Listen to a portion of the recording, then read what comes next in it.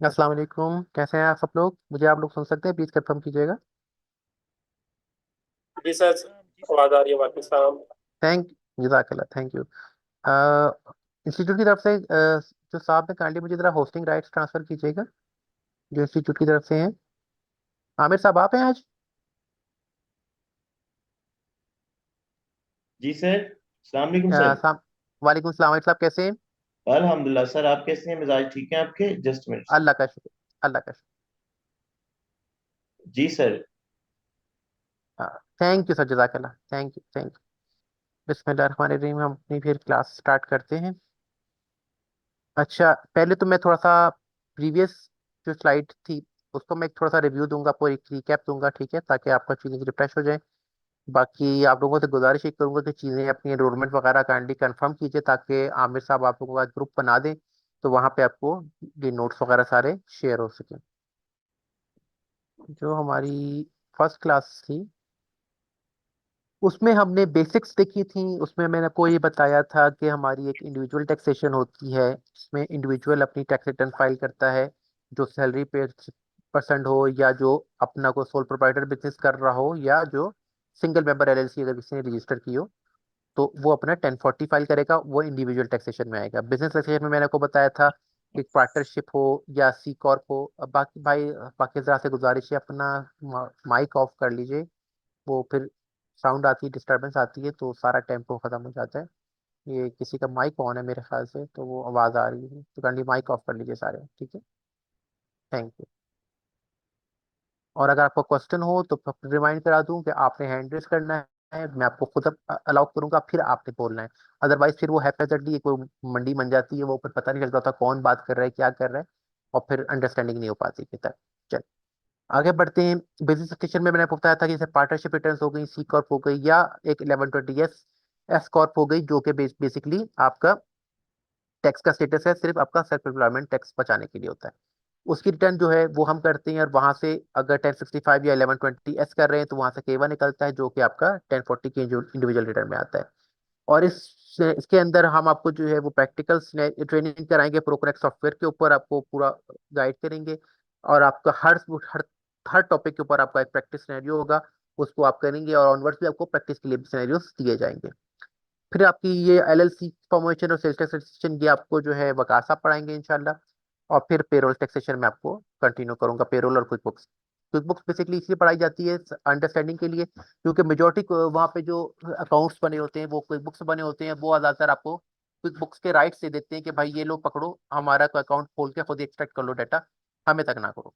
तो ये इस मकसद के लिए होती है, ताकि आपको पता हो कि क्विक बुक्स में से आपने कैसे रिपोर्ट्स अपना डाटा कैसे एक्सट्रैक्ट करना है। आगे बढ़ते हैं। मैंने आपको टैक्स का बताया था कि वहाँ पे दो तरह के टैक्सेस होते हैं, एक फेडरल टैक्स और एक स्टेट टैक्स। जिस तरह पाकिस्तान में भी आपका फेडरल टैक्स और स्टेट टैक्स होता है, वहाँ पे भी इसी तरह फेडरल टैक्स और स्टेट टैक्स होता है। जो फेडरल टैक्स है वो आपका ये इनकम टैक्स कलेक्ट करता है, और जो स्टेट का टैक्स है वो आपसे सेल्स का टैक्स कलेक्ट करता है, ठीक है। और पेरोल का टैक्स जो है वो आपका फेडरल टैक्स करता है, लेकिन अनएम्प्लॉयमेंट टैक्स कुछ स्टेट्स जो है वो अनएम्प्लॉयमेंट टैक्स भी कलेक्ट करती हैं, और कुछ स्टेट्स आपसे इनकम टैक्स भी कलेक्ट करती हैं। फिर आपको मैंने फॉर्म्स का बताया था कि जो पर्सनल की रिटर्न है वो 1040 फॉर्म पे जाती है, जो पार्टनरशिप है वो 1065 फॉर्म पे होती है, सी कॉर्प की 1120 पे, और एस कॉर्प की 1120 एस पे होती है। फिर आपको मैंने आईआरएस का थोड़ा सा इंट्रोडक्शन दिया था, और आपको कहा था कि आईआरएस की वेबसाइट आप जाके देखिएगा, और इसको थोड़ा सा पढ़िएगा, देखिएगा, इसके ऊपर जरा नजर लगाइए, मारिएगा कि यहाँ पे आपको क्या क्या नजर आ रहा है। आपको फिर मैंने थोड़ा सा बताया था कि जी, जो आईआरएस के बारे में, कि वहाँ पे कौन कौन से टैक्सेस चल रहे हैं, किसके ऊपर टैक्स होता है, वेजेस सैलरीज वगैरह जो आपकी इनकम होती है उसके ऊपर आपका टैक्सेस होता है। वो आपको मैंने थोड़ा सा इन्फॉर्मेशन दी थी कि आपकी जो जो अर्निंग्स होती हैं, जिसमें आपकी वेजेस हो गई, आपकी सैलरीज हो गई, कमीशन हो गया, बोनस हो गया, आपकी टिप्स हो गई, इन्वेस्टमेंट इनकम हो गई, वो आपकी सारी आपकी इनकम में बांट। अच्छा, एक सेकंड दीजिएगा, एक सेकंड दीजिएगा। अब मुझे जरा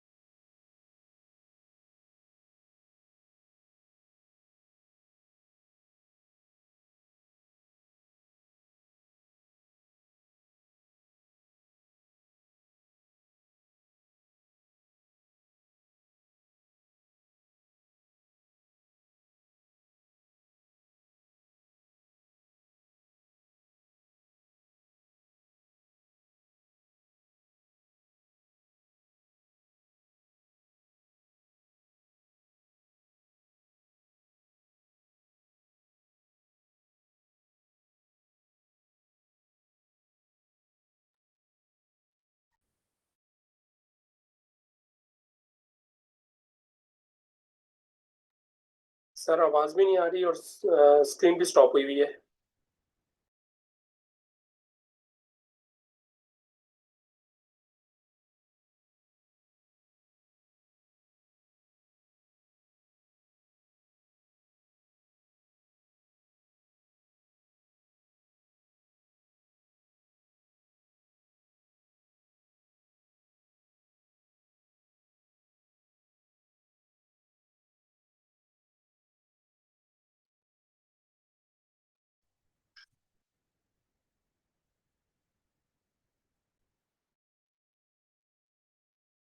सॉरी, जरा एक काम था आ गया था। अच्छा, आप लोग स्क्रीन शेयर आपके साथ सुन सकते हैं? मुझे प्लीज कंफर्म कीजिएगा कोई भी मैसेज में।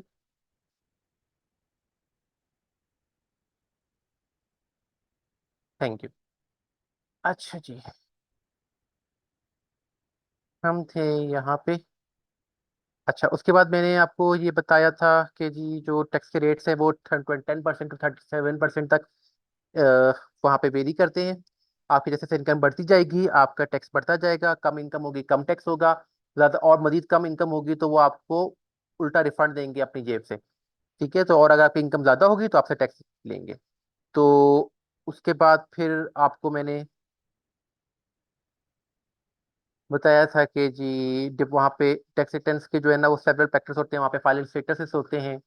ये मैंने कौन सी रिटर्न शो स्टार्ट शो कर दी? यही एक सेकंड से, एक सेकंड से। फर्स्ट क्लास ही है, ठीक है। कल टाइप क्यों नहीं शो हो रही थी ये वाली? ये खाली मिस हो गई थी ये वाली स्लाइड ना मुझे, क्योंकि ये याद आ रहा है कि ये मैं आपको ये बात नहीं बताई थी। अच्छा, उसके बाद whether you need to file a federal income tax return depends on several factors including your filing status, age और इनकम लेवल। इसके ऊपर ये फैक्टर्स होते हैं जो आपका डिसाइड करते हैं कि आपने कौन सी रिटर्न फाइल करनी है। अगर आपकी एज की 65 है तो वो आपकी फिर 1040 नहीं होती, फिर आपकी 1040 SA मेरे ख्याल से शायद होती है, वो वाली होती है। उसके बाद आपको मैंने बताया था कि जी ये कुछ स्लैब्स थी आपके साथ शेयर की थी, आपको रेट्स बताए थे। ठीक है, फिर उसके बाद हमने फाइलिंग स्टेटस के ऊपर बात की थी जिसमें एक फाइलिंग स्टेटस आपका सिंगल होता है। फिर आपका हेड ऑफ हाउस होल्ड होता है। हेड ऑफ हाउस होल्ड में वो लोग आते हैं जो कि सिंगल होते हैं, मतलब या तो डिवोर्स्ड होते हैं या सिंगल होते हैं, और उनके साथ डिपेंडेंट होता है जो कि उनका अपना बच्चा नहीं होता। ठीक है, बच्चे के अलावा कोई डिपेंडेंट हो तो वो आपका हेड ऑफ हाउस होल्ड में आ रहा होता है। मोहम्मद सलीमान लास्ट स्लाइड जी, एक सेकंड मैं आपके साथ हूँ। इसकी बात कर रहे हैं?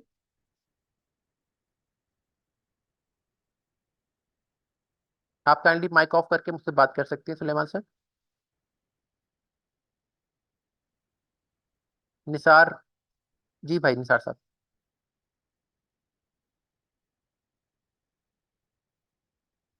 निसार साहब कुछ पूछना चाह रहे हैं? आगे बढ़ूं मैं? ये मैं सिर्फ कल वाली साइट का आपको एक रिव्यू दे रहा हूँ। ठीक है, ये आप लोगों का भी इंशाल्लाह ग्रुप बनता है तो आपको ये चीजें सारी मिल जाएंगी, आप तसल्ली से देख लीजिएगा। इसलिए आपको मैं कह रहा हूँ कि आप अपनी एनरोलमेंट्स कंफर्म करें। आमिर साहब को कांटेक्ट करें तो उनके साथ एनरोलमेंट्स कंफर्म करें ताकि वो आपका ग्रुप बनाएं और फिर आपको चीजें शेयर कीजिए। जी निसार साहब। सर मेरा क्वेश्चन ये था कि ये जो ब्रैकेट्स हैं टैक्स ब्रैकेट्स, ये ईयरली बेसिस पे हैं, एनुअल बेसिस पे हैं या मंथली पे हैं? एनुअल। मंथली इनकम है, एनुअल है ना ये? An annual annual. Thank you very much. ठीक हो गया। अच्छा जी। जी जुबैर मलिक साहब। अच्छा, सर साहब एक गुजारिश है, अगर हमें रेलेवेंट जो लेक्चर है उसकी स्लाइड्स अगर हमें पहले मिल जाया करें ना तो it is very easy for us to put all जी द जी मैं, कमेंट्स एंड हाँ, नोट्स। इसको भी कर लेते हैं बेसिकली। वही मैं चाह रहा लाइव हूँ लेक्चर के कि नोट्स आप। लेते हैं, सेपरेट पेपर पे लिख रहे होते हैं और फिर स्लाइड्स आएंगी तो वो दो मटेरियल्स कोऑर्डिनेट करना बड़ा मुश्किल हो जाता है। तो अगर सेम स्लाइड के अच्छा ऊपर हम अपने कमेंट्स डालते जाएं by the lecture goes on तो वो बड़ा इजी हो अच्छा जाएगा मेमोराइज करना। ठीक है, बेसिकली होता ये है कि बेसिकली मेरी आदत होती है कि मैं ना हर स्लाइड में इंप्रूवमेंट करता जाता हूँ। तो ठीक है। मैं बेसिकली जैसे अब मैंने पिछला बैच पढ़ाया है, उसके में कोई नई चीज ऐसी आई होगी, कुछ नोट ऐसा आया होगा कि वो मैं नई स्लाइड के अंदर ऐड करता जाऊंगा। तो मैं आपके साथ पुराना मटेरियल शेयर नहीं कर रहा होता, और जब क्लास होने लगती है ना तो उससे पहले मैं स्लाइड आपकी अपडेट कर रहा होता हूँ। तो मैं कोशिश करूंगा कि मैं शेयर कर दूं, अदरवाइज नहीं भी हुआ तो आपके क्लास के फौरन बाद वो शेयर हो जाया करेगी। ठीक है, ठीक है। आपको अगर आप नोट्स साथ साथ बना रहे होंगे ना तो नोट्स आपको मैं मशवरा दूंगा कि आप नोट्स सिर्फ वो बनाएं जिसपे आपने कोई क्वेश्चन करना हो। पेन पेपर पे आप सिर्फ वो चीजें नोट करें तो आपके जहन में कोई क्वेश्चन आया है ना, जैसे तो वो आप नोट करते जाएं, और जैसे मैं आपको अलाउ करूं कि हाँ जी अब आप लोग अपने क्वेश्चंस पूछे तो आप क्वेश्चंस पूछ लें। नोट्स बनाने की आपको जरूरत नहीं है, नोट्स आपको ये हर स्लाइड के हर लेक्चर के बाद आपको स्लाइड वैसे तो मिल ही जाएगी। बाकी मैं कोशिश करूंगा कि अगर कोई ऐसी चीज उसमें कोई चेंजेस नहीं हुई है तो वो मैं फिर आपको एडवांस से भी शेयर कर दूंगा, उसका ऐसा कोई इशू नहीं है। अच्छा, ठीक है, दूसरा बस आपको सिर्फ रिकॉर्डेड लेक्चर्स अवेलेबल होंगे? जी जी बिल्कुल होंगे। मैं आपको वही दोबारा गुजारिश करूंगा आप सब लोगों से कि आप लोग अपनी इनरोलमेंट्स कंफर्म करें, और आमिर साहब हमारे साथ मेरे ख्याल से अभी भी ज्वाइन होंगे। आमिर साहब आप ज्वाइन है हमारे साथ? मेरे ख्याल है वो चले गए। तो आमिर साहब होते हैं यहाँ पे, आमिर साहब होते हैं यहाँ पे, ठीक है। एक सेकंड दीजिएगा, मैं आपकी बात सुनता हूँ। आमिर साहब होते हैं, आप उनसे अपनी इनरोलमेंट कंफर्म करके उनको रिक्वेस्ट करें कि काइंडली हमारा जो व्हाट्सएप का बैच है, वो व्हाट्सएप का ग्रुप हमारा काइंडली क्रिएट करें, ताकि आपको डॉक्यूमेंट्स और आपको वो मिले। साथ ही आपको पोर्टल प्रोवाइड किया जाएगा, उसमें आपके लॉगिन्स बना दिए जाएंगे, आपके रिकॉर्डेड लेक्चर सारे के सारे वहाँ पे अवेलेबल होंगे, और आप उनकी रिकॉर्डिंग्स भी सुन सकते हैं। फिर आप उन रिकॉर्डिंग्स को और स्लाइड को साइड बाय साइड रख के तो फिर आप अपनी अंडरस्टैंडिंग बेहतर से डेवलप कर सकते थैंक यू जी, थैंक यू। अस्सलाम हैं। वालेकुम वेलकम। सर। वालेकुम सॉरी सलाम सर, जी। सर काइंडली अपना नाम बताइएगा, आपका सैमसंग आ रहा है, क्या नेम आ रहा है सर? सैमसंग के नाम से नेम आ रहा है, सैमसंग एस अच्छा एम ए सर, सेवन मैं के वन अभी आ रहा लैपटॉप पे लॉगिन सर, रेहान इदरीस बात करूँ, कल भी हमारी बात हुई थी, सॉरी। है। जी जी वंस अगेन सेकंड करूंगा, ये जो भाई अभी रिक्वेस्ट करते थे, कल मैंने भी रिक्वेस्ट की थी कि अगर स्लाइड्स आप जी जी पहले दे बिल्कुल दें है। तो उससे जी जी हमारे लिए थोड़ा इजी हो जाता है। बाकी अगर आप उसमें कोई अमेंड करके हमें पढ़ा रहे हैं तो उसमें हमें इशू नहीं है। और नहीं नहीं सेकेंडली वो तो मसला ये नहीं। कि वो अब मैं आप अर्ज कर रहे हैं कि आमिर साहब से कहें कि लॉग इन हो जाए ना, तो जो ऑलरेडी पार्टिसिपेंट्स लॉग इन हो चुके हैं उनके सारे हम्म, मामला भी क्लियर है। आमिर साहब से आप भी रिक्वेस्ट कर लें या हमें नंबर दे दें, बीच में हम उनको रिक्वेस्ट कर लेते हैं। कारण कल वाली स्लाइड भी हमें शेयर नहीं हुई और कोई मटीरियल कल का भी हमें नहीं मिला ना, जिसकी ठीक वजह है से ठीक है। अनफॉर्चुनेटली हम कुछ भी रिवाइज नहीं कर पाए। आई डोंट थिंक अच्छा कि चल, बाकी पार्टिसिपेंट भी इससे एग्री करेंगे, कि उनसे पूछ लीजिएगा तो आमिर साहब का मैं नंबर आप शेयर आपको कर दें। मैं आपको सॉरी ये नंबर क्वेश्चन। उनका शेयर कर रहा हूँ, मैं आपको आमिर साहब का नंबर शेयर कर रहा हूँ, ठीक है। सर वो सर जब आप ग्रुप भी बनाएंगे तो वो भी साथ ही होंगे। तो आपको मैं इनका ये नंबर आपके लिए टाइप कर देता हूँ यहाँ पे। आप सर लोग उनको मैं एक मैसेज कर दें कि सर हमारी ये एनरोलमेंट हो गई है। वैसे आपको जिसने एनरोल किया है ना, आप उनको भी एक रिमाइंडर दें, ठीक है, चल कि ठीक। आपको आपका जो ग्रुप है वो बनाया जाए, आपको जो स्लाइड्स हैं वो शेयर की जाए, जो आपकी कल की क्लास हुई है, और आपकी रिकॉर्डिंग भी शेयर की जाए, ताकि वो फिर इसको जरा टाइमली बेसिस पे ये मैनेज हो सर जाएगा। ठीक है, थैंक यू ये सर, आपको मैंने थैंक। आमिर साहब का नंबर मैं चैट पे लिख रहा हूँ, 0333088025। ये, लेकिन जिनसे आपकी एनरोलमेंट की है, जिसके थ्रू आप कॉन्टेक्ट करके आए हैं, आप उनको भी कांटेक्ट करें, ठीक है, क्योंकि सर उनके ठीक हो गया। मुख्तलिफ रिप्रेजेंटेटिव्स होते हैं। मुझे नहीं पता आपने फेसबुक के थ्रू किया है या लिंक्डइन के थ्रू आए हैं या आप किसी और प्लेटफॉर्म के थ्रू आए हैं। तो ऑब्वियसली हर प्लेटफॉर्म को कोई ना कोई उनका रिप्रेजेंटेटिव डील कर रहा होता है। तो आप उनको भी एक छोटा सा मैसेज कीजिए कि हमारी कल की क्लास हो चुकी है, तो हमारा कल का लेक्चर और कल के नोट्स हमें अभी तक नहीं मिले, तो काइंडली हमारा कोई ग्रुप व्हाट्सएप ग्रुप बनाया है या आपने ईमेल के थ्रू में शेयर करनी है तो हमें बताएं। तो जैसे भी हो हमें वो डाटा शेयर की जाए, ताकि हम फिर उसको पढ़ सकें। ऑब्वियसली अदरवाइज पर इस तरह तो जबानी कलामी तो चीजें होती रहेंगी, तो उसका कोई फायदा नहीं होगा ना आपको, क्योंकि अब अगला जी वीक ठीक। आएगा तो पूरा फिर 5 दिन का गैप आ जाएगा, तो आप लोगों के लिए प्रॉब्लम होगी। तो मैं एग्जैक्टली चाहूंगा कि एग्जैक्टली। ठीक है, तो मैं भी यही चाहूंगा कि आप लोग साथ साथ मेरे चलें, ताकि मेरा और आपके दरमियान जो हमारा गैप है ना वो बीच में ना आए। तो सर मैं जिस पेज थैंक यू पे मैं सर, हूँ वो उसी पेज पे आप। Thank you, welcome. Thank you अच्छा, थैंक यू। अभी मैं सिर्फ इसीलिए कल की स्लाइड रिपीट कर रहा हूँ ताकि आपको एक थोड़ी सी चीजें रिफ्रेश हो जाए। तो फायरिंग स्टेटस पे हम बात कर रहे थे, सिंगल का एक होता है जिसमें सिंगल बंदा होता है, उसके बाद फिर एक हेड ऑफ हाउसहोल्ड होता है जिसमें वो भी सिंगल ही होता है, लेकिन उसमें सिर्फ होता ही है कि उसके साथ डिपेंडेंट्स होते हैं, जो कि जिसमें चाइल्ड के अलावा, ठीक है। अच्छा, उसके अलावा चाइल्ड भी हो सकते हैं, लेकिन उसका भी आपको मैं आगे बताता हूँ वो कौन से हो सकते हैं। क्वालिफाइंग विडोअर में ये होता है कि अगर आपका स्पाउस फौत हो गया है तो आप लोग फिर जो है उस साल में वो मैरिड फाइलिंग ज्वाइंटली के स्टेटस में आ जाते हैं, और उससे नेक्स्ट ईयर वो क्वालिफाई, अगर डिपेंडेंट साथ है तो वो फिर क्वालिफाइंग विडोअर या सर्वाइविंग स्पाउस, दो स्टेटस चलते हैं, आप उनमें आ जाते हैं। लेकिन उसका ये होता है कि वो सिर्फ 2 साल तक के लिए होता है। तो अगर आप तीसरे साल चले गए हैं और आपने शादी नहीं की, तो फिर आप वापस हेड ऑफ हाउस होल्ड में चले जाएंगे, ठीक है। मैरिड फाइलिंग जॉइंटली में ऑब्वियसली मियाँ बीवी अपने फाइलिंग रिटर्न इकट्ठी करते हैं, लेकिन अगर आप सेपरेटली भी करना चाह रहे हो, आपको लगे कि आपकी इनकम ज्यादा है और आपकी स्लैब हिट हो रही है, या आप अपनी इनकम छुपाना चाह रहे हैं, तो मुख्तलिफ पर्पज हर एक की अपनी रीजन हो सकती है, तो मैरिड फाइलिंग सेपरेटली भी कर सकता है।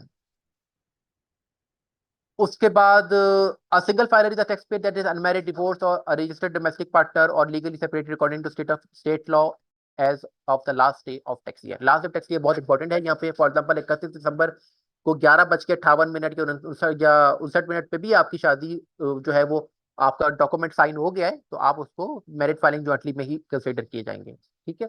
या आपका स्पाउस जो है वो मतलब जो आपका डिवोर्स हो गई है, तो फिर आप मैरिज फाइलिंग सेपरेटली में कन्वर्ट किए जाएंगे उस सेम टाइम पे। तो ये आपने बहुत इसको ध्यान से रखना है। उसके बाद आपका जो जॉइंट फाइल स्टेटमेंट में है कि an individual that is married by the end of tax year can file a tax return jointly with their spouse when filing under married filing joint status. Couples can record their respective incomes, exemptions, and deductions on the same tax return. A joint tax return often provides a bigger tax refund or a lower tax liability. लेकिन उसमें जो आपकी standard deduction है, जो कि आगे आपको मैं आगे पढ़ाऊंगा, वो मैरिड फाइलिंग जॉइंटली में हर चीज डबल हो जाती है आपकी ना। तो वो आप वहां पे आपको डबल उसका बेनिफिट मिल रहा होता है और सिंगल में उसका हाफ बेनिफिट मिल रहा होता है। और married filing jointly is best if only one spouse has a significant income, ठीक है ना।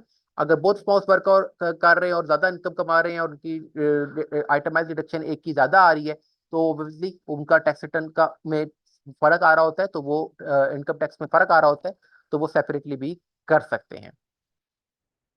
सेपरेटली भी ऑब्वियसली वही बताया आपको कि अगर वो अलग अलग करना चाहें, अपनी इनकम ज्यादा है और उसको टैक्स बेनिफिट टैक्स उसका ज्यादा पड़ रहा है, तो वो उसको अलग भी कर सकते हैं। क्वालिफाइंग विडोर का वो मैंने बताया कि अगर स्पाउस फौत हो जाता है तो उस ईयर में, उस सेम ईयर में वो मैरिड फाइलिंग जॉइंटली करेगा।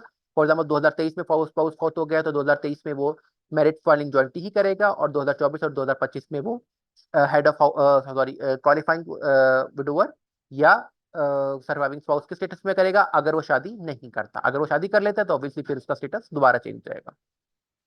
हेड ऑफ हाउस होल्ड में वही है, सिंगल है या तो डिवोर्स है या जैसे भी, और उसके पास कोई डिपेंडेंट्स हैं जिनका वो 50% ज्यादा खर्चा उठा रहा है और वो उसके साथ रहते हैं, तो वो हेड ऑफ हाउस होल्ड का आ जाता है। फिर उसके बाद आपको ये उनकी कुछ रेट्स बताए थे, उनकी एजेस बताई थी, ये आपको याद करने की जरूरत नहीं है, जो ऑटोमेटिकली आ रहा होता है वहां पे। आपको बाकी वही आपके स्टैंडर्ड डिडक्शन के रेट्स हैं कि आपको स्टैंडर्ड डिडक्शन ग्रॉस इनकम से जो एजीआई आपकी आती है, एडजस्टेड ग्रॉस इनकम, उसमें आपको ये माइनस करके तो फिर आपका जो अमाउंट आ रही होती है वो आपकी टैक्सेबल इनकम होती है, उसके ऊपर आपका टैक्स रिटर्न लग रहा होता है। ये आपको अलाउ की जाती है। अदरवाइज दूसरी डिडक्शन जो होती है वो आइटमाइज होती है, जिसमें आप अपनी बिल्स वगैरह संभाल के रखते हैं। ये भी हम आगे जाके डिटेल में सारा डिस्कस करते हैं। ड्यू डेट्स की आपको बात हुई थी, ड्यू डेट इसकी 15 ऑफ अप्रैल होती है, लेकिन अगर आपको एक्सटेंशन अप्लाई करनी है तो आपको 15 ऑफ अप्रैल से पहले अप्लाई करनी है, फिर आपको 15 अक्टूबर तक डेट मिल जाती है। ये है 1040 के लिए और 1120 के लिए। 1120 के लिए और 1065 की डेट जो होती है वो मार्च होती है, 15 मार्च होती है। और उनकी एक्सटेंशन के बाद उनको जो एक्सटेंशन के बाद जो डेट मिलती है वो 15 सितंबर मिलती है, तो उनका एक एक महीना पीछे होता है। और उसके बाद लेकिन जो पेमेंट ऑफ टैक्स है वो आपको रिक्वायर्ड होता है कि आप वो उसी टाइम पे ही 15 अप्रैल से पहले पहले ही करेंगे।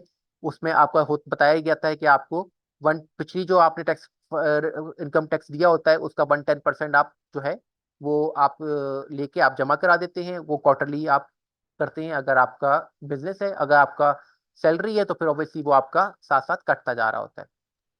फिर उसके बाद कुछ बेनिफिट्स आपको बताए थे कि आपको रिफंड्स मिलते हैं, क्रेडिट्स मिलते हैं, आपको फाइनेंशियल एड में आसानी होती है, आपको अगर किसी से लोन लेना है बैंकों से तो वो आपको वहाँ पे आसानी होती है, ठीक है ना।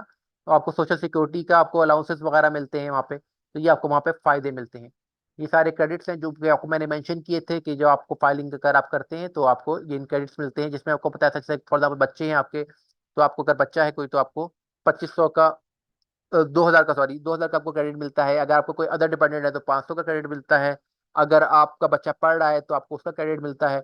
तो हर तरह के क्रेडिट आपको वहाँ पे मिल रहे होते हैं कि जो कि आपके टैक्स लाइबिलिटी को सेट ऑफ कर रहे होते हैं। इसमें कुछ क्रेडिट्स आपके रिफंडेबल होते हैं, जो कि अगर आपकी लाइबिलिटी जीरो हो जाती है तो फिर आपको आईआरएस उसके बगैर उसके बदले में पे बैक करता है। और कुछ जो है वो नॉन रिफंडेबल होते हैं कि अगर आपकी टैक्स लाइबिलिटी जीरो हो जाती है, वो सेट ऑफ करने के बाद और पीछे क्रेडिट्स बच भी गए हैं लेकिन वो लाइबिलिटी खत्म हो गई है, तो वो आपको नहीं मिलते, वो फिर जाया हो जाते हैं। ये आपको मैंने दिखाया था फार्मूला इसका। इसको हम अभी आगे आके एक्सप्लेन डिटेल में पढ़ते हैं। ये मैं आपके साथ अगली स्लाइड में आपके साथ लेके चलता हूँ। ये हम आगे से अब डिटेल से इसको शुरू करते हैं। ये है हमारी आज की क्लास की स्लाइड, ठीक है। अच्छा, ये वही फार्मूला मैं रिवाइज करूंगा, अब इसको तो थोड़ा सा जरा मैं ज्यादा एक्सप्लेन करूंगा आपको, ठीक है। इसमें क्या होता है कि आपकी सबसे पहले तो आपकी आती है ग्रॉस इनकम। ग्रॉस इनकम में आप माइनस करते हैं एडजस्टमेंट्स, तो आपकी आ जाती है एडजस्टेड ग्रॉस इनकम। अब एडजस्टेड ग्रॉस इनकम में आपको दो चीजें अलाउ की जाती है, या तो आप स्टैंडर्ड डिडक्शन ले लें, ठीक है, और माइनस कर लें, या आप आइटमाइज डिडक्शन ले लें। आइटमाइज डिडक्शन में आपको बिल संभाल के रखने पड़ते हैं, जैसे आपने मेडिकल के खर्चे किए, कौन से वो खर्चे माइनस करने के बाद आपको, आपको मेरी आवाज आ रही है? क्योंकि मुझे थोड़ा एक आ रहा था, कोई मुझे जरा चैट पे रिप्लाई कीजिएगा, आवाज आपको मेरी क्लियर आ रही है? जी अभी आ मैं रही है, अच्छा, बीच में ठीक डिस्ट्रक्शन है हुई वो थी लेकिन अभी आ रही है, थैंक यू। ठीक हो गया वो, हाँ जी, वो मुझे भी नोटिफिकेशन आ रहा था, ठीक है। अच्छा, ये सब कह रहे हैं स्लो सफर, थोड़ा स्लो। ये आप मुझे पिछली स्लाइड के बारे में कह रहे हैं कि थोड़ा स्लो, या इस स्लाइड के बारे में जो अभी मैंने शुरू किया उसका स्लो? ये अकमल साहब,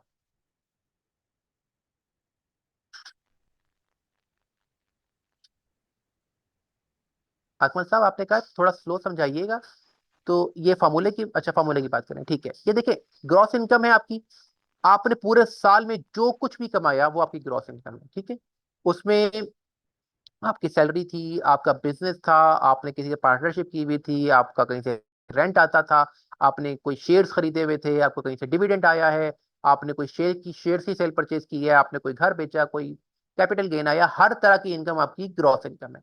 उसमें आपको अलाउ होती हैं कुछ एडजस्टमेंट्स। एडजस्टमेंट्स क्या होती हैं ये मैं आपको दिखाता हूँ आगे। मैं आपके वन बाय वन यहीं से चलता हूँ, ठीक है। ये आपकी ग्रॉस इनकम आ गई, ठीक है। ग्रॉस इनकम में क्या, आपकी वेजेस हो गई, आपने कोई इंटरेस्ट इनकम, जैसे आपने कोई सेविंग अकाउंट खोला हुआ है, आपको वहां से इंटरेस्ट आया है, आपको डिविडेंड्स मिले हैं, आपको कोई स्टेट ने रिफंड्स किए हैं, आपको कोई एलिमनी, खैर अब नहीं आती पहले होती थी। बेसिस इनकम है आपकी, ठीक है। आपका कैपिटल गेन लॉस है। आईआरए, वहां पे क्या होता है, आईआरए बेसिकली जिस तरह यहाँ पे अगर आपकी मैं एग्जांपल देना चाहूँ, पेंशन की तरह एक होती है ना, जैसे आप स्टेट लाइफ में इन्वेस्टमेंट कर लेते हैं, जिस तरह वहां पे आईआरए कॉन्ट्रीब्यूशन होती हैं, वो दो तरह की होती हैं। उनकी मैं आपको जाके डिटेल में बताता हूँ, मुझे एक सेकेंड दीजिएगा।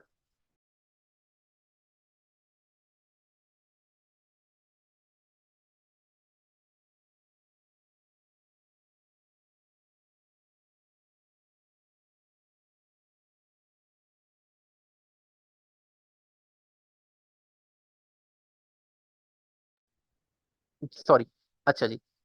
आपके आईआरए वहां पे दो तरह के होते हैं, एक आपका होता है ट्रेडिशनल और एक होता है रूट। ये इंशाल्लाह आपको मैं जाके इसका पूरा डिटेल में बताऊंगा, लेकिन अभी फिलहाल आपको अंडरस्टैंडिंग के लिए बता देता हूँ। ट्रेडिशनल में ये होता है कि वो आपको अलाउ कर देते हैं कि आपकी जो, आपने जितनी भी इनकम है ना, उसमें से आपने जो कंट्रीब्यूशन की है अपनी आईआरए के अंदर, वो आप माइनस कर लें, ठीक है। जो एडजस्टमेंट है ना, उस एडजस्टमेंट में आपको माइनस करने को अलाउ करते हैं। लेकिन रूट में होता है कि वो आपको अलाउ करते हैं कि आप ये यहाँ पे माइनस नहीं करते। लेकिन उसका फायदा क्या होता है कि जब आपको वहां से कंपनसेशन मिलती, मतलब आपको जब कंट्रीब्यूशन मिलती है इकट्ठी 15 साल बाद या 20 साल बाद, जब वो ग्रॉस अप होकर वापस आती है, तो ट्रेडिशनल में भी फिर वो सारी की सारी टैक्सेबल हो जाती है, क्योंकि आपने उसकी एडजस्टमेंट ऑलरेडी पहले ले ली होती है और आपने उसको अपनी इनकम का पार्ट नहीं बनाया होता। लेकिन रूथ में क्या होता है, आप उसको इनकम का पार्ट में से, इनकम में से माइनस नहीं करते, तो इसलिए ऑब्वियसली आपको जब वो वहां से कंट्रीब्यूशन मिलती है इकट्ठी होके, तो वो फिर आपको टैक्सेबल नहीं रहती। तो ये फर्क है दोनों में, ये आपको इंशाल्लाह मैं आगे जाके डिटेल में भी बताऊंगा। फिर उसके बाद आपकी पेंशन है, एन्युटीज हैं, आपकी रेंटल इनकम है, आपके 1065 या 1120 ऐसे जो केवन आता है वो है, आपकी कोई अनएम्प्लॉयमेंट कंपनसेशन आई है, आपकी सोशल सिक्योरिटी आई है, कोई भी अदर इनकम आई है, ये सारी आपकी ग्रॉस इनकम का पार्ट है, ठीक है। ये आपका हो गया ग्रॉस इनकम। अब आ गए एडजस्टमेंट, एडजस्टमेंट पे आ जाते हैं। एडजस्टमेंट में क्या है, आपने कोई, आप पढ़ाते हैं तो आपने कोई एक्सपेंसेस किया, अपने बच्चों की कोई किताबें ली हैं, कोई आपने ड्राइंग्स बनवाई हैं, तो वो आपके एजुकेशन एक्सपेंसेस है। अगर आप टीचर हैं तो आपको वो अलाउ कर देते हैं कि भाई आप ये एडजस्टमेंट ले लो। आईआरए का मैंने आपको बताया कि वो आपको माइनस करने का अलाउ कर देते हैं कि भाई आपने, फॉर एग्जांपल मैं सिंपल सी एग्जांपल आपको पाकिस्तान में स्टाइल में बताता हूँ, स्टेट लाइफ, ठीक है ना। आप हर साल स्टेट लाइफ का आपने कोई भी एक प्लान ले लिया है, फॉर एग्जांपल आप हर साल जो है 25,000 रुपया जो है वो स्टेट लाइफ की कंट्रीब्यूशन ली हुई है, और आपको स्टेट लाइफ ने कहा है कि जी आपको 20 साल बाद वो आपको 50 लाख रुपया देगा, ठीक है। अब अगर तो आप यहाँ पे आपने ली हुई है ट्रेडिशनल, यहाँ पे देखे ना सेकंड नंबर पे लिखा हुआ है ट्रेडिशनल, तो क्या करेंगे, आपकी जितनी भी इनकम थी ना, आप वहां से ये 25,000 माइनस कर लेंगे, तो आप उसको इनकम में से वो 25,000 की एडजस्टमेंट ले लेंगे और आप उसको माइनस कर देंगे। तो ये आपका ट्रेडिशनल हो जाएगी। लेकिन जब को कल को 15 साल बाद 20 साल बाद आपको वो 50 लाख देगा, तो वो 50 लाख का 50 लाख आपका टैक्सेबल हो जाएगा। लेकिन अगर यही आपकी ट्रेडिशनल ना होती, रूथ होती, तो फिर आप इसकी यहाँ पे एडजस्टमेंट नहीं लेते। और जब कल को 15 साल बाद 20 साल बाद आपको वो 50 लाख रुपए देता, तो वो आपका टैक्सेबल नहीं होता। फिर आपने कोई स्टूडेंट लोन इंटरेस्ट लिया है, फॉर एग्जाम्पल आपने पढ़ने के लिए लोन लिया बैंक से और उसके ऊपर आपने इंटरेस्ट लिया है, तो उसकी भी आपको एडजस्टमेंट अलाउ की जाती है। फिर वहां पे आपकी हेल्थ सेविंग अकाउंट्स होते हैं। आपने जैसे यहाँ पे आप अपनी इंश्योरेंस कराते हैं, वहां पे आपके हेल्थ सेविंग अकाउंट्स होते हैं। तो आपको वो क्या होता है कि आपने फॉर एग्जाम्पल जहाँ पे होता है, जैसे इंश्योरेंस का तो सीन ये होता है ना कि आपने इंश्योरेंस करा ली, अब आपने इंश्योरेंस पैसे दे दिए, अब वो इंश्योरेंस जो है वो आपको करवाएं आप ना करवाएं, वो अब मतलब पैसे यूज करें ना करें, आपको आपके पैसे गए। लेकिन वहां पे क्या करते हैं, वहां पे वो हेल्थ सेविंग अकाउंट्स एक वहां पे एक और सिस्टम चलता है कि वो क्या करते हैं कि यार वो अपना एक अकाउंट खोल लेते हैं बैंक अकाउंट की तरह, हेल्थ सेविंग अकाउंट। और वहां पे वो अपनी जो भी कंट्रीब्यूशन है वो वहां पे डालते रहते हैं। और कल को अगर आपको बीमार हो गए, तो आप वहां से वो पैसे उनसे ले लेते हैं, वो आपको इंश्योरेंस की तरह ही आपको वो पैसे दे देते हैं। वो आगे जाके इंशाल्लाह मैं आपको ये बताऊंगा कि उसकी एडजस्टमेंट कैसे डाली जाती है। तो वो आप एडजस्टमेंट वहां से माइनस कर लेते हैं। अच्छा, चैट में एक क्वेश्चन है जी। बेसिकली वहां पे आईआरए जो है ना, आप उसको पेंशन समझ लेना, पेंशन फंड कह लें, ये जिस या प्रोविडेंट फंड कह लें, वो बेसिकली जो आप अपनी रिटायरमेंट प्लान कह लें, उसके लिए आप उसको है ना वहां पे लेते हैं। तो मैंने आपको उसकी एग्जांपल यहाँ पे दे दी, जिस तरह आप यहाँ पे स्टेट लाइफ की एक पॉलिसी ले लेते हैं। अच्छा जी, उसके बाद जो आर्मी होती है, अगर आप आर्मी पर्सनल हैं तो आपको अलाउ होता है जी कि आप अपनी जो मूविंग एक्सपेंसेस हैं, क्योंकि जाहिर बात है उनकी बहुत ज्यादा शिफ्टिंग होती रहती है, कभी किसी स्टेट में कभी कहीं पे, तो उनको अलाउ किया जाता है कि आप अपने मूविंग एक्सपेंसेस यहाँ पे क्लेम कर सकते हैं। फिर उसके बाद यहाँ पे एक और होता है कि आपका जितना भी सेल्फ एम्प्लॉयमेंट टैक्स, अगर आप बिजनेस कर रहे हैं ना, तो आपका बिजनेस का जो सेल्फ एम्प्लॉयमेंट टैक्स है ना, वो आपको यहाँ पे 1/2 माइनस करने का अलाउ किया जाता है। ये आपको एक स्पेशल फैसिलिटी दी जाती है। फिर उसके बाद आपने कोई अगर हेल्थ इंश्योरेंस खुद से ली हुई है, तो वो आप यहाँ पे माइनस कर लेते हैं। या आपने कोई अपनी सोर्स से कोई रिटायरमेंट सेल्फ एम्प्लॉयमेंट रिटायरमेंट ली हुई है, अगर आप सेल्फ एम्प्लॉयड है, मतलब अपना कोई बिजनेस कर रहे हैं, चाहे वो सोल प्रोप्राइटर है या वो सिंगल मेंबर एलएलसी है, तो आप वो अगर आप ली हुई तो आप वो वहां से माइनस कर सकते हैं। फिर आपने कोई इंटरेस्ट लिया था, तो उसके ऊपर कोई पेनल्टी दी है, वो आप यहाँ से माइनस कर सकते हैं। तो ये आपकी आ गई सारी एडजस्टमेंट। ठीक है। अब इसके बाद आपका क्या आ जाता है, आप एडजस्टेड माइनस करने के बाद आप किधर आ जाते हैं, एडजस्टेड ग्रॉस इनकम के ऊपर।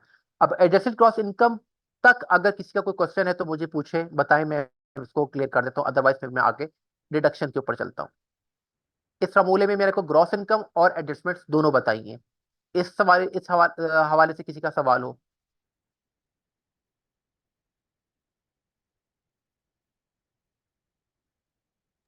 किसी का सवाल नहीं है? क्लियर है?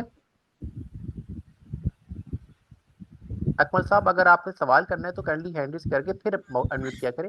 जी जी बताइए। जी सर, मेरा ये सवाल था, जो ये आपने एडजस्टमेंट्स का डाटा कलेक्ट किया, ये कहाँ से किया? अब ये हमें डिटेल्स कहाँ से मिलेंगी? देखिए, एक तो ये डिटेल मैं आपको दे दूंगा, खुद से यहीं से मिल जाएगी आपको, ये स्लाइड मिल ठीक है। जाएगी। ठीक है। दूसरी ये कि आप वेब गूगल आपका बेहतरीन दोस्त है इस मामले में। थर्ड, आप आईआरएस की वेबसाइट पे भी जाके ये ढूंढ सकते हैं कि which adjustments I can claim in tax. ठीक है। ठीक है। अच्छा, इससे पहले एक स्लाइड थी ग्रॉस इनकम की ना, उसमें ज़रा आप जाइएगा, हम्म। उसमें मेरा एक सवाल था। जी आगे। जी जी। इसमें ये अनएम्प्लॉयमेंट, ये कंपनसेशन क्या होता है यहाँ पे? वहां पे देखें ये कैसे, ये ग्रॉस इनकम कैसे हो आप सकती है?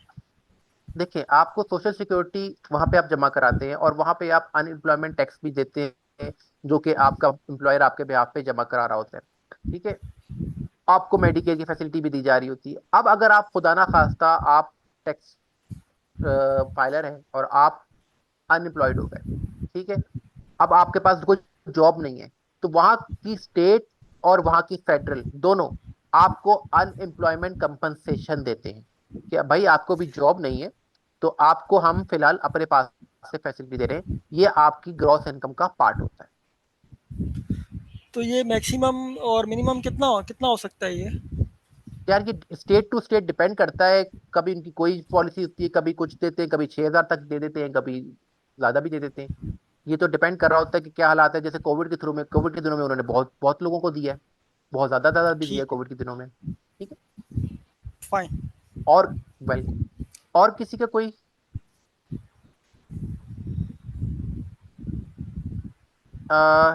टेक्नो ने सवाल किया था शेयर इनकम जो कंपनी ने अलॉट की, मैं समझा नहीं आपकी बात। Share income. अस्सलाम वालेकुम सर, मेरा ये क्वेश्चन था वालेकुम। कि सर जो कंपनी अलॉट करती है जो शेयर कंपनी अपने एम्प्लॉयज को, क्या उसको हम हाँ हाँ, इनकम का पार्ट बना सकते हैं? अगर उसके ऊपर आप कोई गेन लेंगे या कोई आपको उसका प्रॉफिट आएगा तो वो फिर आपको मिलेगा, कराएंगे उसको। ये अभी इंशाल्लाह आके जाके आपको मैं सारा ही कैपिटल गेन्स वगैरह सारी एंट्रीज दिखाऊंगा।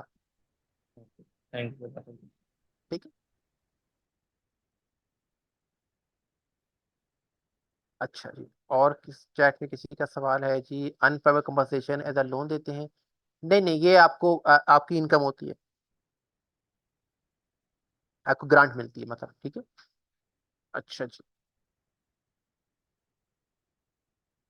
अब आ जाते हैं आपका स्टैंडर्ड डिडक्शन और आइटमाइज डिडक्शन के फर्क में। ठीक है। स्टैंडर्ड डिडक्शन क्या होती है कि आपको अलाउ कर दिया कि भाई आप ने फॉर एग्जांपल अगर आप मेरिट फाइलिंग जॉइंटली है, तो उन्होंने कहा आपकी जितनी भी इनकम है आपको 22,700 अलाउ कर दिया कि आप अपनी इनकम में से कम करें। ठीक है। आपसे कोई क्वेश्चन नहीं पूछा जाएगा कि वो आप, क्योंकि जाहिर बात है आप अगर इनकम कमाते हैं तो ऑब्वियसली आपके एक्सपेंसेस भी होते हैं। ये मेडिकल का भाई अभी ये आपके सामने ही आ रहा है, आइटमाइज में ही आ रहा है, आपके सामने आ रहा है। ठीक है। आपकी इनकम, जाहिर बात है जब आप घर चला रहे हैं तो आपको अगर सैलरी कमा रहे हैं तो आप अपने घर पे खर्चे भी तो कर रहे हैं ना।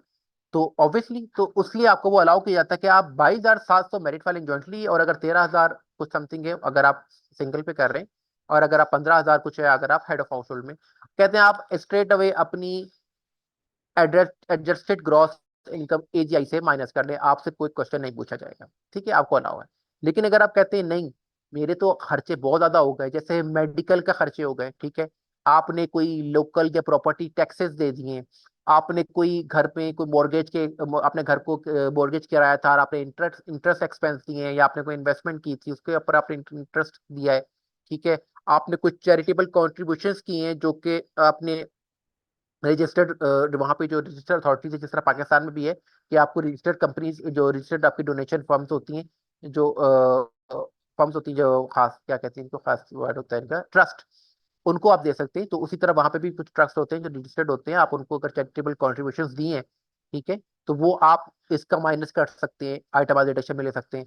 आपके घर में कोई चोरी हो गई, आप कोई सैलाब आ गया, कोई डिजास्टर हो गया, वहाँ पे ठंड कोई आपको देखा होगा वो हरिकेन वगैरह वहाँ पे बहुत आते हैं, तूफान वहाँ पे बहुत आते हैं, तो वो कोई ऐसा हो गया तो आपको वो अलाउ किया जाता है कि आप वो आइटमाइज डिडक्शन आप उस मद में ले सकते हैं। फिर आप, लेकिन उस मद में क्या होगा, फिर आपको उसका प्रूफ रखना पड़ेगा। 5 साल 10 साल आपको उसका प्रूफ रखना पड़ेगा कि कल को अगर ऑडिट खुल जाता है, आपका रिपोर्ट बहुत ज्यादा क्लेम किया हुआ है, तो वो फिर आपसे इसका प्रूफ मांगते हैं और आपका वो ऑडिट भी करते हैं, तो आपका वो डॉक्यूमेंटेशन संभाल के रखनी होती है।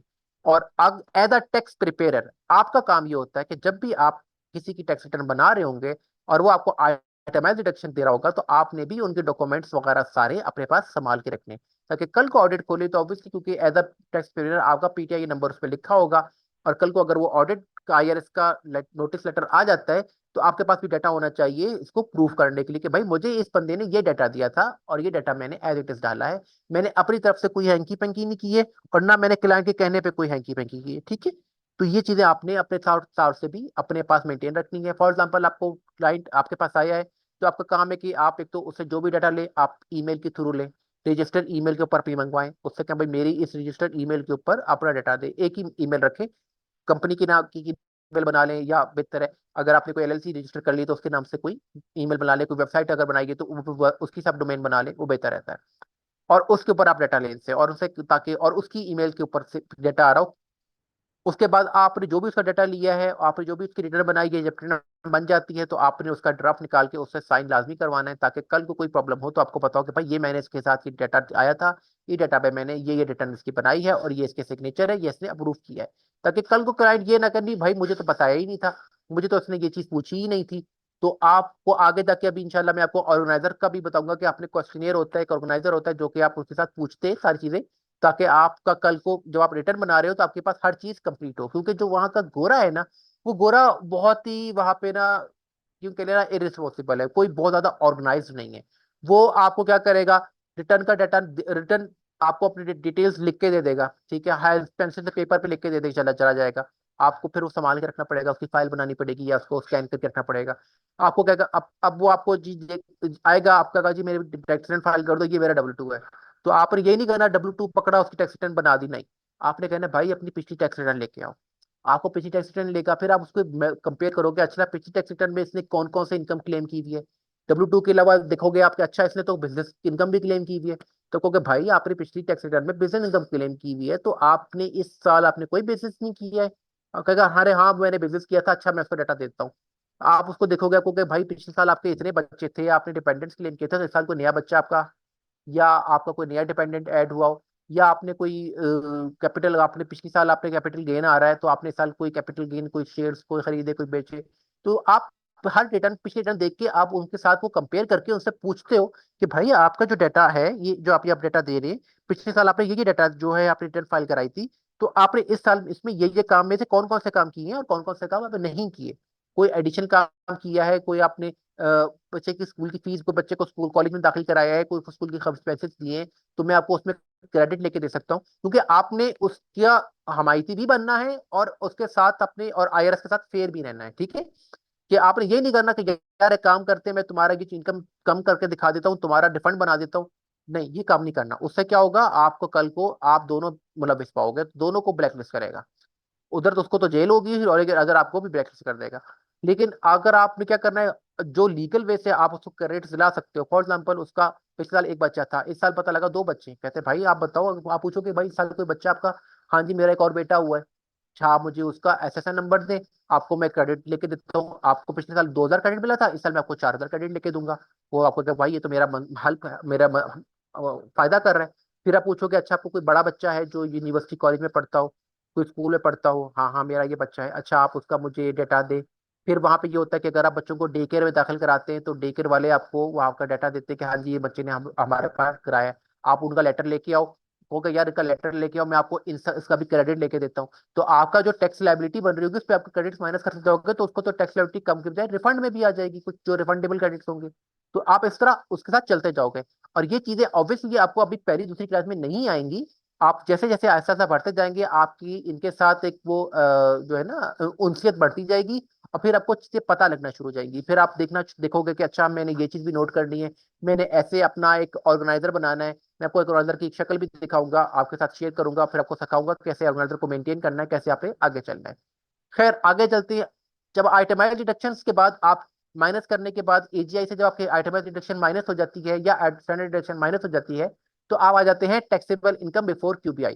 अगर तो आपने बिजनेस कर रहे हैं, ठीक है ना, अपना कोई पर्सनल बिजनेस कर रहे हैं, कोई स्टैंडर्ड स्टैंडर्ड करो सॉरी सोल प्रोप्राइटर कर रहे हैं, या आपने कोई सिंगल मेंबर LLC रजिस्टर की हुई है, तो आपको क्या होता है कि वो आपको अलाउ करता है कि भाई अच्छा आप उससे 20% एडिशनल ले लो इसका बेनिफिट। वो आपको एक और बेनिफिट दे रहा है यहाँ पे। अगर वो इसलिए दे रहा है क्योंकि उसकी वजह क्योंकि जो C कॉर्प है उसको तो 21% टैक्स हिट हो रहा होता है, लेकिन अगर आप बिजनेस कर रहे हो और आपको 21 से ज्यादा हिट हो रहा होगा तो ऑब्वियसली आपको नुकसान भी होगा। तो इसलिए आपको जो स्मॉल बिजनेस वाले होते हैं, SMEs होती हैं, उनको वो अलाउ करते हैं कि भाई आप बेनिफिट हमसे ज्यादा लो ताकि आप अपने बिजनेस को ग्रूम करो। आपको वो क्वालिफाइड बिजनेस इनकम की डिडक्शन भी अलाउ कर देता है। उसके बाद आपकी आ जाती है टैक्सेबल इनकम। टैक्सेबल इनकम आने से पहले आपको पास तीन तरह की डिडक्शन आई हैं। एक आपको एडजस्टमेंट मिली, ठीक है, एडजस्टमेंट में आप में क्या क्या था मैं फिर रिपीट कर देता हूँ। आपको मिली पहले तो इनकम, इनकम में क्या क्या थी, आपकी वेजेस थी, इंटरेस्ट थी, डिविडेंड्स थे, आपके इनकम थी, कैपिटल गेन्स था, आपकी IRA कंट्रीब्यूशंस थी, इनकम थी, आपकी रेंटल इनकम थी, आपके K1 हो गए, अनएम्प्लॉयमेंट हो गए, सोशल सिक्योरिटी बेनिफिट्स हो गए, अदर इनकम आ गई। फिर उसमें से आपको अलाउ किया उसने एडजस्टमेंट के भाई इस इनकम में से ये तो माइनस कर लो आप। क्या था, आपने कोई अगर पढ़ाते हैं तो आपने एजुकेशन एक्सपेंसेस माइनस कर लिए, कोई कंट्रीब्यूशन आपके IRA कंट्रीब्यूशन में आपकी ट्रेडिशनल वाली है तो वो आपने माइनस कर ली, कोई स्टूडेंट लोन का इंटरेस्ट था, हेल्थ सेविंग अकाउंट था, मूविंग एक्सपेंसेस थे अगर आप आर्मी में हैं, अगर आप उसके अलावा वन हाल सेल्फ एम्प्लॉयमेंट टैक्स आपको माइनस हो जाता है, वो ऑटोमेटिकली हो जाता है। तो ये सारी चीजें आप माइनस करने के बाद आप आ जाते हो एडजस्टेड ग्रॉस इनकम के ऊपर। फिर उसके बाद आप क्या करते हो, आपको वो अलाउ करता है कि आप स्टैंडर्ड डिडक्शन ले लो या आइटमाइज ले लो। अगर आपकी आइटमाइज ज्यादा बन रही है तो आप आइटमाइज ले लो, अदरवाइज आप स्टैंडर्ड डिडक्शन ले लो। देखिए कुछ लोग आइटमाइज डिडक्शन ज्यादा बनने के बावजूद नहीं लेते, उसकी वजह क्या होती है कि आपको उनके डॉक्यूमेंट्स, उनका प्रूफ संभाल के रखना पड़ते हैं। फिर आप आ जाते हो टैक्सेबल इनकम बिफोर QBI। अगर तो आप सैलरी पर्सन हो तो फिर तो आपको QBI नहीं मिलेगा, लेकिन अगर आप बिजनेस कर रहे हो तो आपको QBI की डिडक्शन भी मिल जाएगी। तो ये आपको बल्कि थर्ड थर्ड तीसरी डिडक्शन, एक पहली एडजस्टमेंट, फिर आइटमाइज या स्टैंडर्ड डिडक्शन, और फिर तीसरी आपकी आ गई QBI डिडक्शन। ये करने के बाद आप आ जाते हो टैक्सेबल इनकम के ऊपर। ठीक है, टैक्सेबल इनकम के बाद आप को लगता है टैक्स। ठीक है, टैक्स लगा आपका। उसके बाद आपको उस टैक्स में से आपकी जो लाइबिलिटी बनी है उसमें से आप क्या माइनस कर सकते हो। एक तो आपको जो टैक्स क्रेडिट्स मिले, फॉर एग्जांपल बच्चा था तो 2000 वहां से माइनस हो गया, आपका बच्चा स्कूल में पढ़ रहा था तो आपको एक और टैक्स क्रेडिट वहां से मिल गया, आपकी इनकम थोड़ी थी तो आपको एक और टैक्स मिल गया। तो इस तरह के क्रेडिट्स आपको मिल जाते हैं, तो वो आपने यहाँ पे माइनस हो जाते हैं ऑटोमेटिकली। फिर उसके बाद आपने अगर कोई एडवांस टैक्स पेमेंट की, जैसे W2 में आपकी फेडरल होल्डिंग आपकी हुई भी है, वो आपकी यहाँ माइनस हो जाएगी। या आपने अगर बिजनेस करते हैं तो आपने खुद क्वार्टरली जो एडवांस टैक्स जमा कराए हुए हैं वो आप यहाँ पे माइनस कर लेते हैं। फिर आपका एंड में निकलता है टैक्स ड्यू या टैक्स रिफंड। तो आपको अगर ड्यू निकलता है तो आपको जमा कराना पड़ता है, और रिफंड मिलता है तो रिफंड होता है तो आप अपना अकाउंट नंबर उनको दे देते हैं, IRS आपके अकाउंट में डिपॉजिट कर देता है, या आप उनको अपना एड्रेस दे देते हैं जो आपकी उस पे होता है 1040 पे मेंशन होता है, और आपको IRS आपके घर के पते पे आपको टैक्स चेक साल कर देता है। तो अब आप इस टॉपिक से qualified business income, QBI stand for qualified business income. ठीक है, अब आपको कोई सवाल है तो प्लीज हैंड रेज कीजिए, और हैंड रेज करके वन बाय वन मैं आपको अलाउ करता जाऊंगा, आप सवाल करते जाइए। अगर माइक का इशू है तो आप चैट में भी लिख सकते हैं। सर मेरा सवाल है, ये यहाँ पे टैक्स क्रेडिट्स कौन अकमल कौन से अकमल होते हैं? भाई अकमल भाई एक जी जी। सेकेंड। मैंने आप देखिए, आप अभी तो आप सवाल कर रहे हैं, किसी ने हैंड रेज नहीं किया तो आप सवाल कर रहे हैं, लेकिन देखिए अगर आपके साथ कोई और भी लोग होंगे तो मैं मुझे कैसे पता लगेगा कि मैंने किसको, पहले मुझे आप अलाउ किया करें, आप हैंड रेज करेंगे, आपके सामने ना वो रिएक्शंस की टैब आ रही होती है, वहां पे हैंड रेज की बिल्कुल। ऑप्शन होती है, आप हैंड रेज करेंगे ना तो मैं आपको, मुझे पता लग जाएगा जी अकमल ने भी हैंड रेज किया हुआ है, अब्दुल रमान ने भी अदनान ने भी हैंड रेज किया हुआ है, फलान ने भी हैंड रेज किया हुआ है। मैं फिर वन बाय वन जिसका पहले हैंड रेज होगा मैं उसको अलाउ करूंगा। अच्छा अकमल साहब अब आप सवाल कीजिए, फिर आपके बाद जो अगला आपका सवाल रिप्लाई हो जाएगा फिर मैं अगले को मौका दूंगा। इस तरीके से हम तरतीब से चलेंगे ना तो एक हमारी जो होगी ना हैपेसेटली, लोग हर एक बोल रहा होगा तो वो एक कंफ्यूजन होगी, ना मुझे समझ आएगी कि आप बात कर क्या कर रहे हो, ना मुझे समझ आएगी कि आगे कोई और साहब जो है वो क्या बोल रहे हैं, तो तरह एक हैपेसेटली माहौल हो जाता है। तो इसको हम जरा तरीके से लेकर चलना चाह रहा हूँ, ठीक है, माइंड ना कीजिएगा। तो हम लोग इसको क्लास को इसी तरह लेके चलते हैं, ठीक है। अब आप अपना सवाल कीजिए। मुझे इसके बारे में बताइए कि फेडरल इनकम टैक्स और ये टैक्स क्रेडिट्स कौन कौन से होते हैं ये? अच्छा, फेडरल इनकम टैक्स और टैक्स क्रेडिट कौन से होते हैं?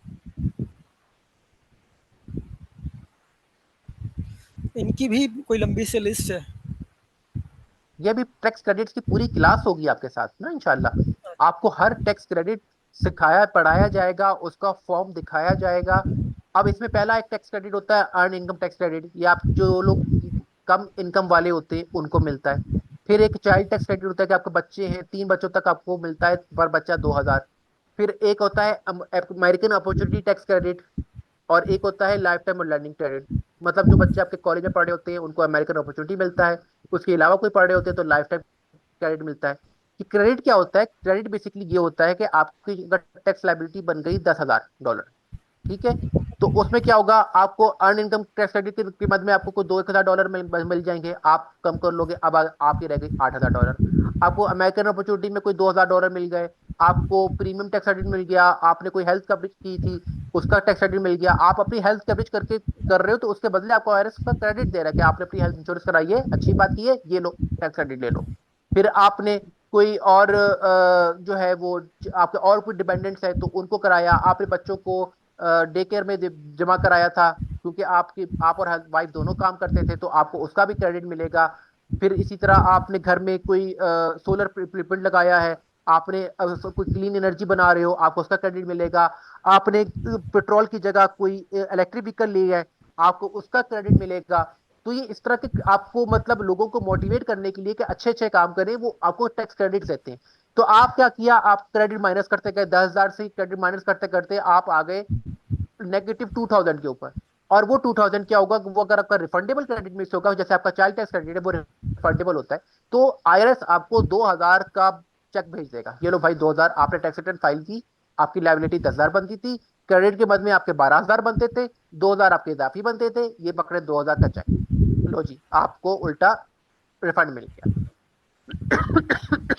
ये होता है टैक्स क्रेडिट। क्लियर थैंक हो यू। गया आपको? जी वेलकम। जी।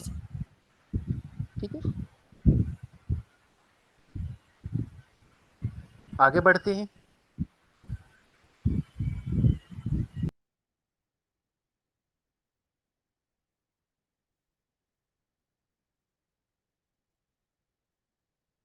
अच्छा जी। अच्छा, उसके बाद था कि वही ये जो हुमस फाइल वाला था, ये पहले भी था, ये थोड़ा सा डिटेल में है। 15 तारीख आपकी आखिरी होती है, एक्सटेंशन आपको 15 अक्टूबर तक मिलती है। ये किसके लिए है? 1040 एंड 1120 के लिए। 1120 और 1065 की अब मार्च होती है, और एक्सटेंशन होती है सितंबर तक, ठीक है। लेकिन टेक्स्ट आपको जो इसकी एक्सटेंशन है वो 4868 फॉर्म जो है ये लिखा हुआ है, देख रहे हैं आप? तो ये आपको फाइल करना पड़ता है, आपको उसके बाद एक्सटेंशन मिल जाती है, नो क्वेश्चन आस्क, कोई रीजन नहीं पूछनी होती। जिस तरह आप पाकिस्तान में अगर कोई बंदे टैक्स की फील्ड से हों, तो वो ये देख उनको पता होगा कि जब आपने एक्सटेंशन अप्लाई करनी होती है तो आप क्या लिखते हो कि जी मेरा अकाउंटेंट नहीं है या कुछ और कहानी है। मुझे इतना आइडिया नहीं है, लेकिन मैंने देखा है कुछ लोगों को लिखते हुए, कोई ना कोई आप रीजन दे रहे होते हो, फिर आपको 15 दिन की वो एक्सटेंशन दे देते हैं। तो वहां पे ये कोई चक्कर नहीं है, आपने एक्सटेंशन मांगनी है, ये लो भाई एक्सटेंशन, नो क्वेश्चन आस्क कि भाई मैं बीमार हो गया था, मेरा मसला था, मुझे ये था वो था, कोई क्वेश्चन नहीं पूछते आपसे। लेकिन आपसे एक रिक्वायरमेंट वो करते हैं कि भाई आप अपना टैक्स जो है वो 15 से पहले पहले जमा कराओ। अगर तो आपका वो टैक्स ऑलरेडी सैलरी पे कट गया हुआ है फिर तो कोई मसला नहीं। लेकिन अगर आप बिजनेस करते थे तो आपको वो कहेगा कि भाई बिजनेस करते थे तो पिछले साल आपका टैक्स कितना दिया था, पिछले साल आपने 10,000 दिया था, अच्छा फिर काम करो, उसको ग्रॉस अप करो 110% से, और वो टैक्स जो है वो आप क्वार्टरली जमा कराते रहो। मैं आपको दिखाऊंगा कि वो कैसे बनता है, और वो उसका आपको शेड्यूल जब आप टैक्स रिटर्न 2023 की फाइल करोगे तो आपको 2024 का ऑलरेडी वो शेड्यूल मिल जाएगा कि आपने 2023 में जुलाई मार्च में, फिर जुलाई में, फिर उसके बाद अक्टूबर में, और फिर जनवरी 2025 में आपने वो टैक्स जमा कराने होंगे सारे, जो कि आप 2024 की रिटर्न 2025 में फाइल करेंगे। फिर आपको सिंगल का टेस्ट और ज्वाइंट रिटर्न का टैक्स आपको बताएगा जी 31 दिसंबर आपने बताएगा कि आपका स्टेटस क्या है। अगर आप 31 दिसंबर को 11:59 और 59 सेकंड के ऊपर आप मैरिड थे तो आप मैरिड फाइलिंग ज्वाइंटली करोगे, अगर आपकी डिवोर्स हो गई तो आप सिंगल में चले जाओगे या हेड ऑफ हाउस होल्ड में चले जाओगे। मेरिट फाइलिंग सेपरेटली का आपको बताया, क्वालिफाइंग विडो का बताया, डिपेंडेंट चाइल्ड का बताया, ये वही रिपीट हुआ है बार दोबारा, ठीक है। तो आपको मैं डिटेल में बता चुका हूँ, आप पढ़ सकते हैं। अगर आप पढ़ना चाह रहे हैं तो मैं आपको टाइम दे देता हूँ, अदरवाइज आप स्लाइड से पढ़ना चाहेंगे तो भी आप स्लाइड से भी पढ़ सकते हैं। अगर आप पढ़ना चाह रहे हैं तो मैं आपको टाइम दे देता हूँ, आप पढ़ सकते हैं।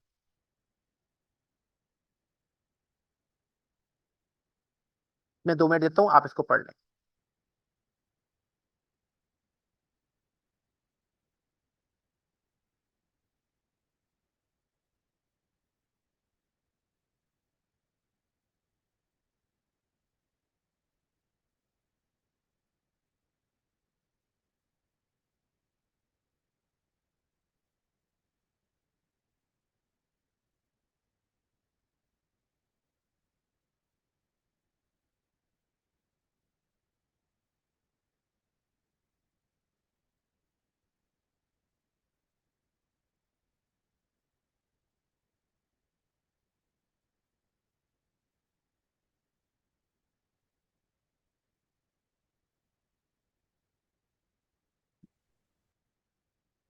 इसको हम कंटिन्यू करते हैं 10:35 पे, ताकि कोई और भी अगर आप स्लो पढ़ रहे हो या अंडरस्टैंडिंग करके पढ़ रहे हो तो मैं टाइम देना चाह रहा हूँ, ठीक है।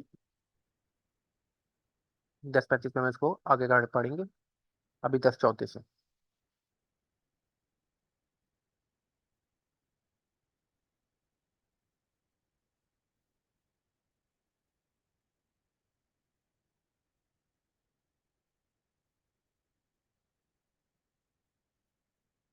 ठीक है, पढ़ लिया आप लोगों ने? अगर कोई अभी भी भाई पढ़ रहे हैं तो हैंड रेज कर दें, अदरवाइज मैं आगे बढ़ूँ। चीजें वही हैं जो मैं आपको बता चुका हूँ ऑलरेडी।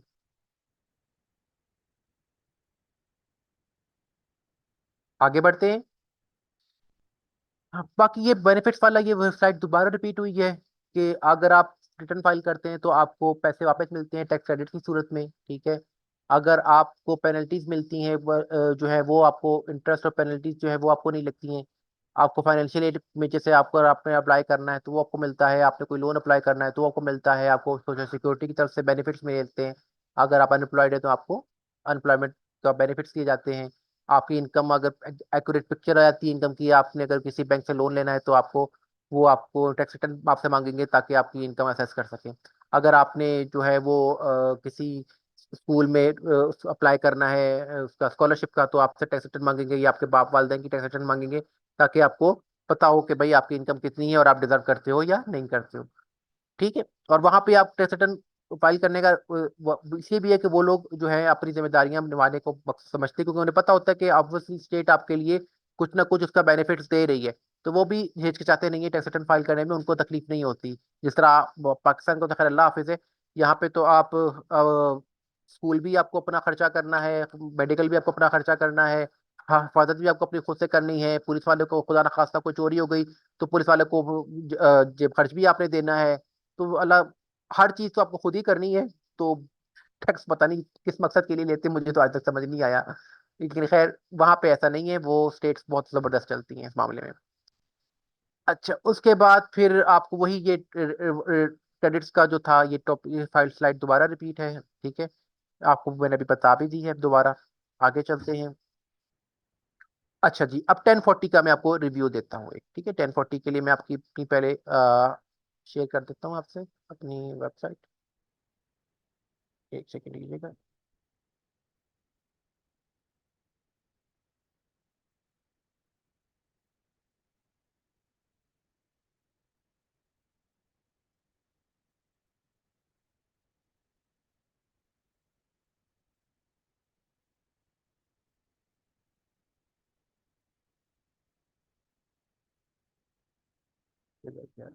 अच्छा सॉरी।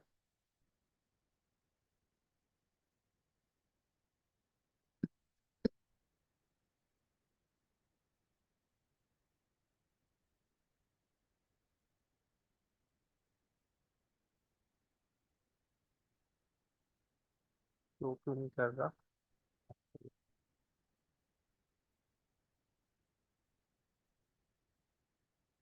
अच्छा जी, ये देखिए, एक तो मैं आपको ये दिखा देता हूँ हमारा जो सॉफ्टवेयर है ना, वो ये वाला है। इसमें हमारी एक जॉनी लीवर एक हमारा चलेगा। जॉनी लीवर एक साहब है, उनके हम मुख्तलिफ सिनेरियोज के ऊपर टेक्स्ट रिटर्न्स बनाएंगे। ये प्रो कनेक्ट का सॉफ्टवेयर है। इसका आपको लॉगिन आईडी वगैरह सारा बनाना सिखाया जाएगा और इसके ऊपर हम टेक्स्ट रिटर्न्स क्रिएट करेंगे, ठीक है। ये इंशाल्लाह आपको नेक्स्ट क्लास में मैं बताऊंगा। गूगल और आईआरएस ये आपके दो दोस्त हैं इस फील्ड के अंदर, जिसको आपने हर चीज का सवाल पूछना है, हर चीज पूछनी है वो आपको यहाँ पे बताएगा, ठीक है। अब आपने देख लिखना है फॉर एग्जांपल 1040 आईआरएस लिखेंगे तो ये देखिए आपका 1040 का फॉर्म निकल आएगा। ये आपको स्क्रीन शो हो रही है ना मेरी? काइंडली कंफर्म कीजिएगा, मैसेज पे टाइप कर दें। जी सर, हो रही है। Thank you, thank you, thank you. अच्छा, ये मैंने लिखा 1040 का फॉर्म, ये मैं इसकी आईआरएस की वेबसाइट पे गया। ये आईआरएस की वेबसाइट आपको हर चीज का जवाब आपको यहाँ पे मिलेगा, ठीक है। ये जी आपका 1040 का फॉर्म आ गया और ये इसकी इंस्ट्रक्शंस भी आ गई, ठीक है। ये देखिए ये आपका फॉर्म आ गया। अब ये फॉर्म आपको फिल नहीं करना। ये फॉर्म का एक उनका स्टैंडर्ड है, जब आप रिटर्न बनाएंगे आप इस वेबसाइट के ऊपर डाटा डालेंगे। जैसे मैंने फॉर एग्जांपल ये मेरे मैं आपको दिखाता हूँ, हम एक रिटर्न का ये जैसे हम जॉनी लीवर को ही दे देते हैं, ठीक है। इसकी ये हम रिटर्न देखते हैं तो मैं आपको दिखा देता हूँ कि मैंने सिर्फ डाटा डाला हुआ है। यहाँ से सारा हम लोग डाटा डालते हैं और जिसके बाद हम ये रिटर्न डाल बनाते हैं। तो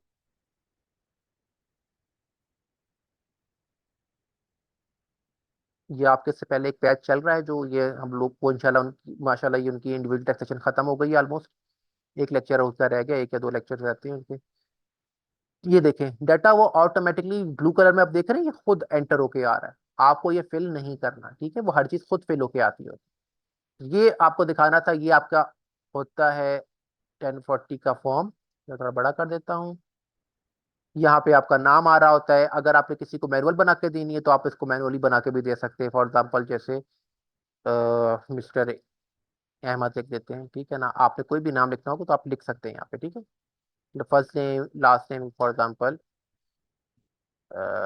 शेख लिख देते हैं, ठीक है। तो आप फिल भी कर सकते हैं मैनुअली, अगर आपने किसी को मैनुअल बना के देनी है, ठीक है।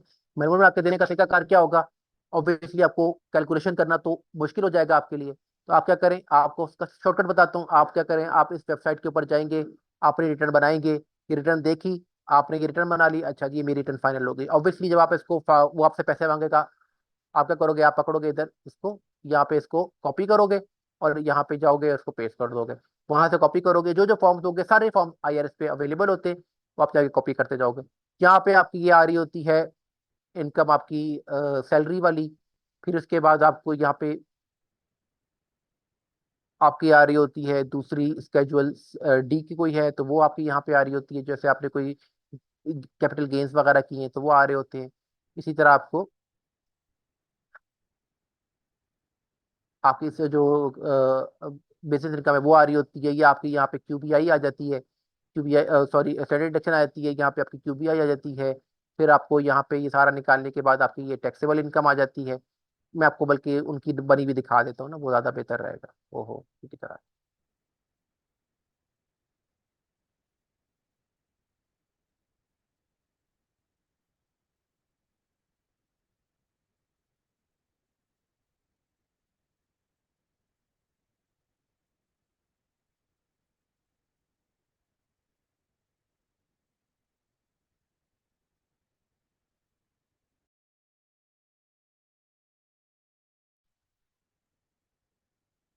अच्छा जी, ये देखें अब ये बनी आ रही ना, ये इसकी 85,000 इसकी इनकम थी सैलरी से।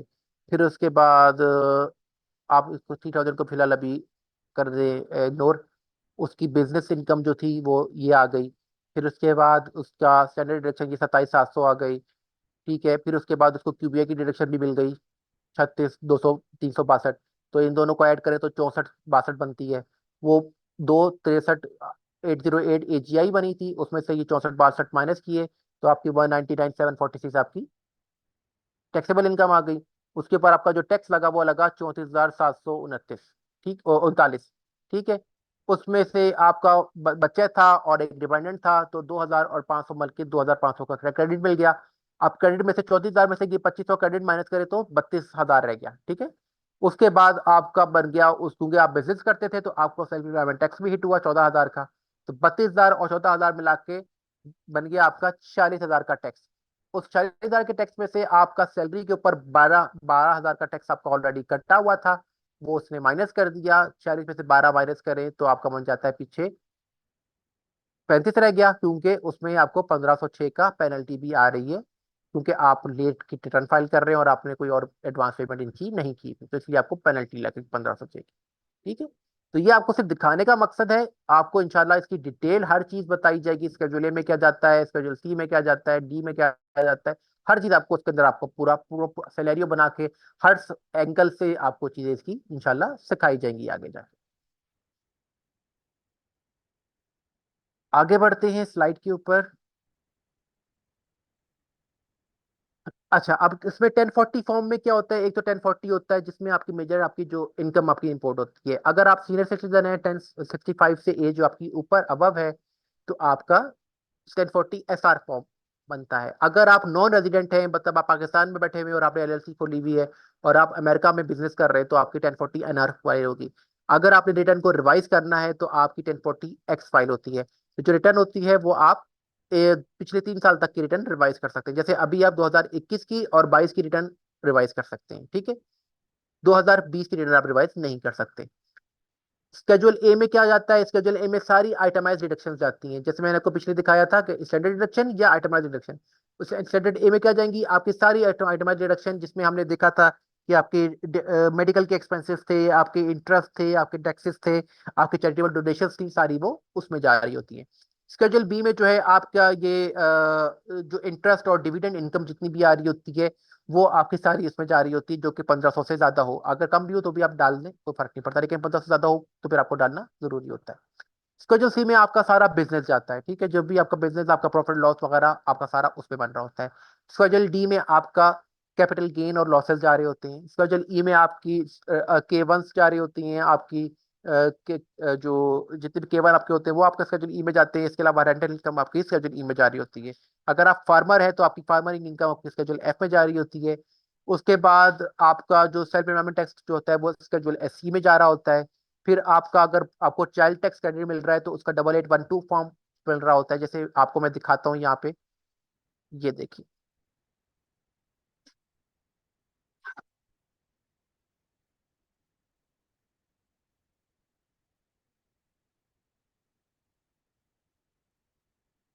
ये देखिए, ये 8812 का फॉर्म इसका आ रहा होगा, ये रहे, ये 8812 फॉर्म आ रहा है, ठीक है, ये बना हुआ है इसका। ये खुद ही फिल होगा ऑटोमेटिकली, आपने कुछ नहीं करना, आपने सिर्फ डाटा एंट्री करनी है एक बार, वो आपका कोई 8812 फॉर्म बना दिया उसने। इसी तरह आपको जो बता रहा था, स्केड्यूल सी में उसका बिजनेस इनकम सारा जा रहा था, तो ये देखिए इसका स्केड्यूल सॉरी स्केड्यूल सी की जगह ये रहा, इसका सारा बेसिस इनकम चला गया इसके अंदर, ठीक है। उसकी आइटमाइज डिडक्शन नहीं थी, उससे स्टैंडर्ड ली हुई है, तो इसकी देखें 27,700 की आ रही थी, आपको मैंने आपको दिखाई थी 1040 में, ये देखें 27,700 इसकी ये आ रही है स्टैंडर्ड डिडक्शन 12 नंबर पे देखिए, ठीक है। तो हर चीज आपको यहाँ पे बनाने की कुछ जरूरत नहीं है, आपको ऑटोमेटिकली वो कैलकुलेट करके देगा। फिर उसके बाद आप आ जाते हैं W2 का है, बताया मैंने आपको W2 क्या होता है, कि आपकी जो सैलरी वेजेस होती है सारी W2 में दी जाती हैं। इसका एक सैंपल आपको मैं अभी आके जाके दिखाता हूँ। फिर सीधा 1099 क्या होता है, कि आपने कोई कॉन्ट्रैक्ट किया है। फॉर एग्जाम्पल एक बंदा आया कहता है भाई मेरा ये कमरा बना दो, आप उसको कमरा बना कर देते हो, आप उसको 1099 दे दोगे, ठीक है। अगर आप बिजनेस कर रहे हो, बिजनेस पॉइंट ऑफ व्यू से, अगर आप पर्सनल बना रहे हो फिर नहीं, लेकिन अगर आप बिजनेस कर रहे हो और आपने किसी बिजनेस पर्पज के लिए कोई बिल्डिंग में कोई इंप्रूवमेंट कर रहे हो तो आप उसको बनाओगे। आपने किसी माली को हायर किया हुआ है कि भाई महीने में जो है हफ्ते में 2 दिन आके या 4 दिन आके इनको पौधों को पानी लगा दिया करो, नराई कर दिया करो, और इसकी गार्डनिंग कर दिया करो, घास काट दिया करो। आपने उसका कॉन्ट्रैक्ट किया हुआ है, आपने उसको $600 से ज्यादा ऊपर तनख्वाह पैसे दे रहे हैं, तो आप उसको 1099 इशू करेंगे। 1099 इशू कैसे होता है, उसकी 1099 की वेबसाइट होती है 1099.com, वहां पे जाके 1099 इशू किया जाता है। अदरवाइज आपका सॉफ्टवेयर भी अलाउ कर देता है। अगर आपने कोई सॉफ्टवेयर लिए हुए हैं जिससे आप बुक कीपिंग कर रहे हैं तो वहां पे भी 1099 की इशू होती है। अगर आप कोई बुक कीपिंग नहीं कर रहे प्रॉपर तो फिर 1099 की वेबसाइट पे जाके आप दे सकते हैं। फिर वहां पे 1099 NEC है, नॉन ये मुख्तलिफ 1099 की ना मुख्तलिफ फॉर्म्स हैं, कि for example non employee compensation, मतलब फॉर एग्जाम्पल आपने कहा हायर किया बंदे को, यार मेरी तुम ना जब भी मैं तुम्हें कॉल किया करूँ ना मेरी वेबसाइट चला रही होती, कोई मसला है तो मुझे ठीक कर दिया करो। अब उसमें क्या है कि आप एक बंदा आपका एम्प्लॉय है जिसने 9 to 5 आना है, उसको आप इंस्ट्रक्शंस दोगे, वो काम करोगे, वो आपका वो जो है वो आपके डिपेंडेंट है, तो वो होगा W2। लेकिन अगर एक बंदा है जिसे आप कहते हो कि भाई ये काम तुमने करना है आके, और इसको तुमने उसके टूल्स आपके आपके अपने जाती होंगे, और आपको वो बताएगा नहीं कि भाई ये काम ऐसे नहीं ऐसे करो, ऐसे नहीं ऐसे करो, आपको पता है कि भाई आपने उसको कैसे करना है, तो वो सारा आप उसमें NSE पे चला जाता है। फिर इसके अलावा कोई मिसलेनियस की है, जैसे रेंट रॉयल्टीज को प्राइस को अवार्ड मिले तो वो बैंक आपको 1099 MIC दे देता है। आपने कोई ब्रोकर के साथ काम कर रहे हैं तो आपको 1099 भी देगा। कोई आपने लोन माफ कराया है तो बैंक आपको 1099 C दे देगा, ठीक है। इस तरह के सारे आपको आ रहे होंगे। उसके बाद अगर आपको डिविडेंड लिया है मिला है तो आपको कंपनी 1099 DI भी देगी। अगर आपने कोई गवर्नमेंट की कोई पेमेंट आई है तो आपको 1099 G मिलेगा। अगर आपको कोई इंटरेस्ट इनकम आई है, कोई सेविंग अकाउंट रखा हुआ है, कोई आपने बॉन्ड शॉन्ड खरीदे हैं वो आपने बेचे, तो वो आपको 1099 INT देंगे। जैसे आपने बॉन्ड्स होते हैं, कोई सर्टिफिकेट्स होते हैं जो आप ले लेते हो जिसके ऊपर आपको इंटरेस्ट मिलता रहता है, जैसे आपका सेविंग सर्टिफिकेट्स होते हैं पाकिस्तान में। मैं आपका अभी क्वेश्चन लेता हूँ, मैं ये कंप्लीट कर लूँ फिर मैं आपका क्वेश्चन लेता हूँ, ठीक है। उसके बाद आप भाई प्लीज जरा माइक ऑफ कर ले, माइक ऑफ कर ले, मैं आपका क्वेश्चन लिखता हूँ माइक। सरसरी बहुत सारा जवाब पहला खबर खुदा है कि गिरानी सिर्फ तुम्हारा था वो खर्च चढ़ा देता शिकाला के देशिया सोहेल अहमद साहब प्लीज अपना माइक ऑफ कर ले, थैंक यू। 1099 के बेसिकली जो है वो पेमेंट कार्ड जो होते हैं, जैसे आप फॉर एग्जांपल पेनियर यूज कर रहे हैं तो वो, या अब वहाँ पे एक और होता है यूज जो पाकिस्तान में नहीं चलता, पेपॉल, वो आपको 1099 के यूज करता है जो भी आपने उनकी सर्विसेज यूज की होती हैं। फिर इसी तरह आपको पेंशन मिली है, कोई एन्युटी मिली है, कोई रिटायरमेंट फंड मिला है, ठीक है, कोई आईआरए की कंट्रीब्यूशन मिली है, तो आपको 1099 दिया जाता है वहाँ पे, ठीक है। तो वहाँ पे हर चीज, हर फॉर्म जो है वो स्टैंडर्डाइज है, आपको एक ही तरह का फॉर्म मिलेगा। ये नहीं है कि हर एक ने अपना एक फॉर्मेट बनाया हो तो अपना तरह, नहीं, ऐसा नहीं है। हर फॉर्म होता है, उसमें बॉक्सेस होते हैं, हर बॉक्स के अंदर एक उसकी रिक्वायरमेंट होती है कि जो बॉक्स जिस मकसद के लिए बना है उस बॉक्स में वही अमाउंट आ रही होती है, और आप एज इट इज ही उसके अंदर फिल भी कर रहे होते हैं। फिर इसी तरह आपको जो है वो एचएसए की या मेडिकल की कोई डिस्ट्रीब्यूशन आई है तो वो आपको 1099 ऐसे से मिलता है। सोशल सिक्योरिटी बेनिफिट आया है तो ऐसे से 1099 मिलता है। तो ये आपको मुख्तलिफ किस्म के फॉर्म्स वहां पे दिए जाते हैं। मैं आपको W2 एक दिखा देता हूँ कि W2 किस तरह का होता है, बल्कि हम यहाँ से देख लेते हैं, वेबसाइट पे ही खोल के देख लेते हैं, ठीक है। ये लें जी, W2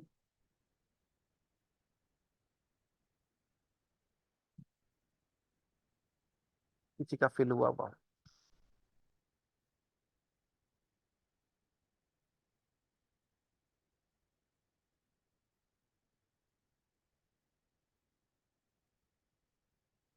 ये देखिए, ये W2 फॉर्म है, ठीक है।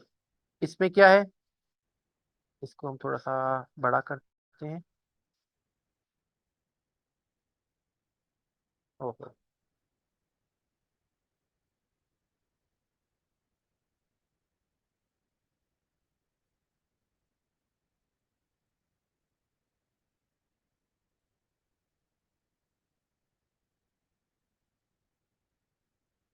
कोई और देख लेते हैं, तो बहुत ही हल्का छोटा लिखा हुआ।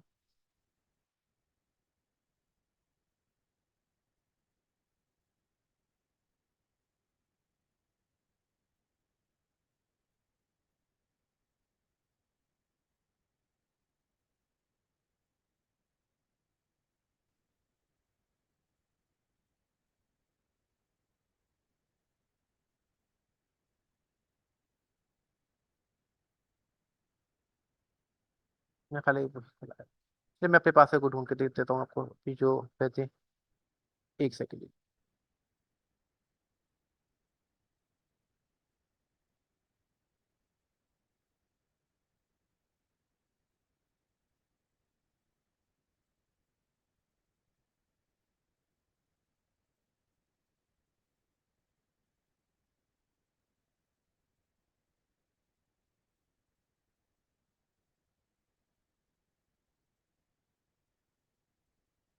ये एक ऑर्गेनाइजर है जिसमें आपकी डिटेल लिखी होती है। इसके ऑर्गेनाइजर का इंशाल्लाह मैं आपको कल डिटेल में समझाऊंगा। आपको मैंने W2 दिखाना था, तो उसके लिए मैंने ये खोला है।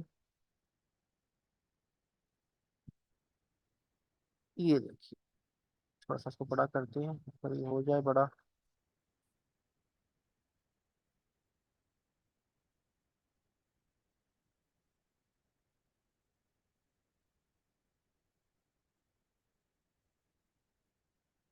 ये देखिए, बॉक्स 1 में आपका पहले जो आपका ऊपर जो है आपका एम्प्लॉयर की डिटेल आ रही होती है, नीचे जो आपको मैंने जब बताया कि जॉनी लीवर हम एग्जाम्पल करेंगे, उसकी डिटेल आ रही होगी। उसके बाद आपका जो एम्प्लॉयर का नंबर है, उसका EI नंबर वो आ रहा होता है। उसका सोशल सिक्योरिटी SSA नंबर आ रहा होता है। फिर उसके बाद जितनी वेजेस दी है बॉक्स 1 में, ये आपकी वेजेस सारी शो हो रही होती हैं। उसका जो टैक्स काटा है वो बता रहा है। ये हर का W2 ऐसा ही होगा, बॉक्स 1 में वेजेस ही लिखी होंगी, बॉक्स 2 में फेडरल टैक्स ही लिखा होगा, कुछ और नहीं लिखा होगा, ठीक है। 3 में सोशल सिक्योरिटी वेजेस लिखी होंगी, 4 में उस पर कोई टैक्स विदहेल्ड हुआ है तो वो बताएगा, मेडिकेयर कोई है और मेडिकेयर टैक्स विदहेल्ड कोई हुआ है तो वो सारा बताएगा। फिर उसके बाद आगे जाके और भी बॉक्सेस होते हैं इनके, उन 401K में कोई डिडक्शन हुई है तो वो सारी आपको यहाँ पे बता रहे होते हैं, ये सारी। फिर उसके बाद आपके स्टेट की डिटेल्स, अगर स्टेट का कोई टैक्स विदहेल्ड हुआ है तो वो आपको बता रहा होगा, जैसे स्टेट का इनकम टैक्स विदहेल्ड हुआ है यहाँ पे बॉक्स नंबर 17 में आप देखें। फिर इस तरह की टोटल 20 बॉक्सेस होते हैं W2 के अंदर। फिर इसी तरह आपका 1099 भी आएगा, वो आपको सारे इंशाल्लाह ये 1 बाय 1 दिखाए जाएंगे। अभी मैं आपको ज्यादा दिखा के कंफ्यूज नहीं करना चाहता, ठीक है। तो अगर आपका कोई क्वेश्चन है तो प्लीज अपने हैंड रेज करके तो आप क्वेश्चन कर सकते हैं। जी IRS में मिल जाता है W2 फॉर्म। अच्छा जी, क्वेश्चन है पहले हमारे पास फुरकान ताहिर साहब। जी सर। जी सामने कम। अच्छा सर, ये वालेकुम आपने सलाम अभी जी, जितने फॉर्म्स बताई हैं ये अवेलेबल मिल जाते हैं आपने बताया है, हर मतलब चीज, इनका हर चीज। नहीं, इनका डाटा कहाँ से, मतलब हम जो हमारा होगा हमने खुद जो फिल करना होगा इनमें डाटा को, नहीं या? नहीं नहीं नहीं, आपको आपको आपको टैक्स पे जो जिसकी आप रिटर्न बना रहे होगे वो आपको देगा। जिस तरह आप ये अच्छा, वो जॉनी देगा। लीवर साहब से उन्होंने अपना W2 दिया है हमें, तो ये W2 हमने है। बस वेबसाइट पे जाके जो अब हमारा टैक्स का सॉफ्टवेयर है हमने उसके अंदर जाके बस एंटर कर देना है, एंटर। जस्ट कॉपी पेस्ट, अच्छा, अब जिसे कहते हैं और कुछ अपने भी नहीं। एक था 1099 फॉर्म एक चल रहा था जिसपे आपने लिखा हुआ था कि उसमें स्टॉक्स वगैरह की एंट्री होती है सारी, वो तो होगी। अच्छा, वो जी फॉर्म जी, यूजर को कौन देगा, मतलब फॉर देखिए क्लाइंट आप के पास किस तरह आता ब्रोकर है वो? ब्रोकर जो आपने हायर किया होता है ना, जो आपके सारे शेयर्स वगैरह बेच रहा होता है, वो आपको वो फॉर्म देता है सारा। अच्छा, क्योंकि हमारा भी एक क्वेश्चन था, हर सोहेल साहब ने किया था कि जी क्रिप्टो स्टॉक इन्वेस्टमेंट से प्रॉफिट या लॉस वो कैसे फाइल होगी, मतलब। वो भी आपको ब्रोकर आपको देता है, सारा ब्रोकर देता है आपको। अब हम वो जैसे हम क्रिप्टो जो फॉर डील। एग्जांपल हम बाइनांस के अंदर या उसके अंदर काम ये कर रहे हैं, फॉर एग्जांपल पाकिस्तान में हम्म हम अपने ऊपर ले लेते हैं कि चले मैं कर रहा हूँ, या हम्म क्लाइंट इधर बैठा हुआ है वो कर रहा है, क्या वो भी अपनी एलएलसी भी उसने खोली हुई है, ठीक है, हम्म, और क्रिप्टो से वो अर्न कर रहा है, क्या वो उसमें ऐड करेगा, या क्योंकि हमारे पास तो बिल्कुल कोई करेगा। ब्रोकर नहीं है, हमारे पास तो कोई ब्रोकर नहीं है जो हमें ये चीज दे रहा होगा? देखिए अगर आप देखिए ब्रोकर के थ्रू कर रहे होंगे तो होगा ना, अगर आप ब्रोकर के थ्रू नहीं कर रहे तो फिर आपको फिर है कि आप अपने तौर से खुद बताएंगे कि भाई जैसे आप घर फॉर एग्जाम्पल बेचते हैं, तो आप बताएंगे जी, ये मैंने घर खरीदा था, क्योंकि वहां पे वेल्थ स्टेटमेंट नहीं होती। ठीक है ना, जिस ठीक तरह है, पाकिस्तान में वेल्थ स्टेटमेंट जाती है ना, वहां पे वेल्थ स्टेटमेंट नहीं होती। तो अगर आपने कोई घर बेचा है तो आप बताएंगे कि ये घर मैंने तब खरीदा था, ये मैंने घर इस रेट पे बेचा है, इससे मुझे इतना गेन आया है, वो आप बताएंगे उनको। अगर आप छुपाएंगे तो वो किसी और तरीके से आईआरएस को पता लगेगा, तो वो आपको पकड़ लेगा, क्योंकि हर ठीक चीज हो की गया। वहां पे हर चीज डिटेलाइज होती है। वहां पे आपने चेक करना है कि आपके नाम पे प्रॉपर्टी है कि नहीं है। आप उनके हर स्टेट की वेबसाइट पे जाओगे, वो उनकी हर स्टेट की एक वेबसाइट होती है। तो आप ने फॉर एग्जांपल जैसे आपने जो है वायोमिंग में हो, आप वायोमिंग की सेक्रेटरी ऑफ स्टेट लिखोगे, सेक्रेटरी ऑफ स्टेट वायोमिंग, और वहां पे आप हम्म, जाओगे, आप अपने वहां पे जाके अगर आप फॉर एग्जांपल अपना देखना चाह रहे हो कि यार ये प्रॉपर्टी किसके नाम है, तो वहां पे वो डिटेल आ रही होगी, वो प्रॉपर्टी आपके नाम शो हो रही होगी।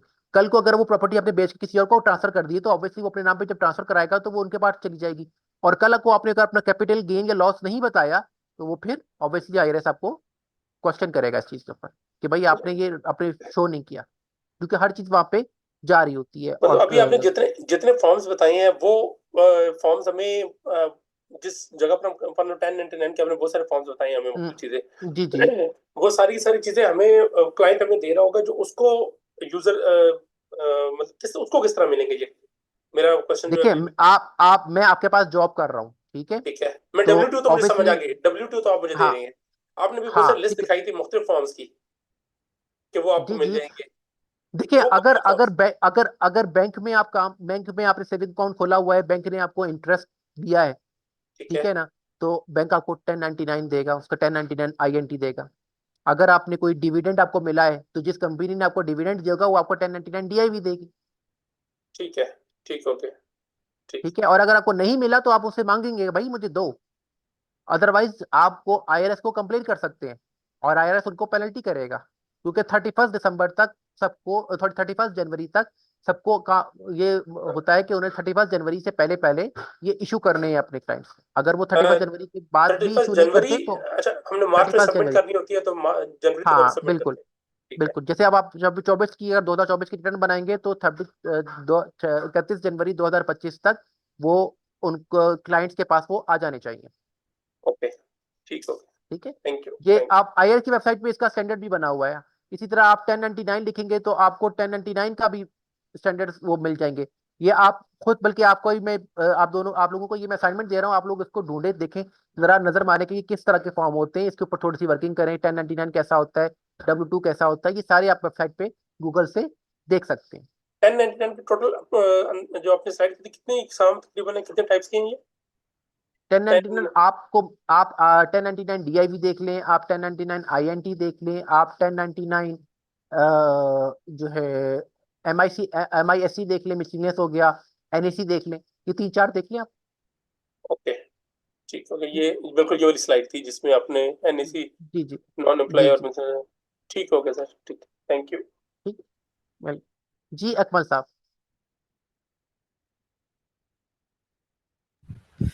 जी सर, मैं मुझे ये पूछना था, ये हाउस ऑफ होल्ड कौन हो सकता है घर में? Father, mother, sister, brother? देखिए और जो भी घर चला रहा है और घर के 50% ज्यादा खर्चे खुद भुगत रहा है, वो हेड ऑफ हाउस होल्ड होगा। मतलब वो कोई भी हो सकता है? वो कोई भी हो सकता अच्छा, ये अगर किसी की टैक्सेबल इनकम नहीं बनती और वो रिटर्न फाइल करता है तो उसको बेनिफिट्स वो सारे मिलेंगे जो उसको मिलते हैं जो टैक्स फाइल बिल्कुल कर रहा है? मिलेंगे, बिल्कुल मिलेंगे, बिल्कुल मिलेंगे। ये आपको मैं तो पूरा एक सिनेरियो करके दिखाऊंगा इंशाल्लाह। तो ये एसेसन किसके पास होता है वहां पर? वो एलिजिबल कब जैसे होता है आप एसेसन के लिए?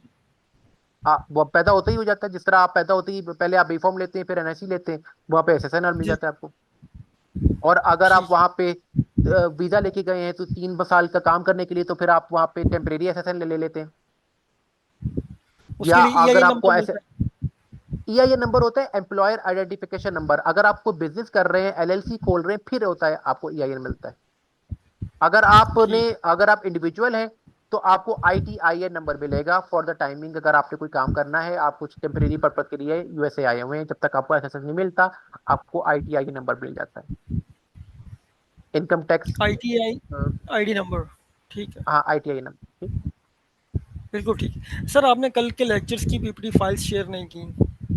सर, मैंने आपको अभी पहली क्लास से पहले में ही बताया है कि आप लोग काइंडली अपना ग्रुप एक बनवा लें। आपने जिसके थ्रू आप आए हैं उनको आप कहें कि काइंडली हमारा व्हाट्सएप का ग्रुप बनवा दें, और हमें स्लाइड या फिर हमें स्लाइड शेयर करवा दें। क्योंकि मैं ये स्लाइड आपकी मैनेजमेंट को तो शेयर कर दूंगा, लेकिन वो आगे आपको कैसे देंगी, उसके लिए बेहतर ये होता है कि एक ग्रुप हमारा बना होता है। तो जिन जिन लोगों की एनरोलमेंट हो गई होती है उनको ग्रुप बना के वो एनरोल कर देते हैं। मैंने चैट में आमिर साहब का नंबर भी लिख दिया है, आप उनको भी एक रिमाइंडर दे सकते हैं। ठीक है। और उनसे कह के सर हमारा ग्रुप क्रिएट कर दिया जाए, ताकि हमें कल की और आज की स्लाइड हमें शेयर हो जाए। सर ग्रुप तो बना हुआ है, यूएसए टैक्सेशन बैच बैच 8 एक 2024। अच्छा, बन जी। गया, चलिए ठीक है। फिर मुझे फिर हाँ, नोटिफिकेशन अभी नहीं आया, मैं चेक कर लेता हूँ। मैं क्योंकि आपको हम उस इसमें बैच में मैं ठीक सिर्फ हो गया, एडमिन बस ही ठीक है इसमें फिर। मैसेज कर सकता है, हम लोग नहीं कर सकते। ओके हो गया, ठीक है, ठीक है। मैं अभी आमिर साहब से कह देता हूँ, फिर आपको किसी को कहने की जरूरत नहीं है। मैं भी उनको मैसेज कहता हूँ, please add me to batch. Lecture हमें पीपीटी सी फाइल्स मिल जाएंगी तो ज़्यादा अच्छा होगा हमारे लिए। बिल्कुल बिल्कुल, अभी आपको आ जाती है। मुझे भी ग्रुप में ऐड करते हैं, मैं साथ ही आपको ऐड शेयर कर देता हूँ। आपके पास मोस्ट मेरा वेलकम, नंबर भी थैंक शो हो जाएगा। ठीक है। और किसी का कोई सवाल?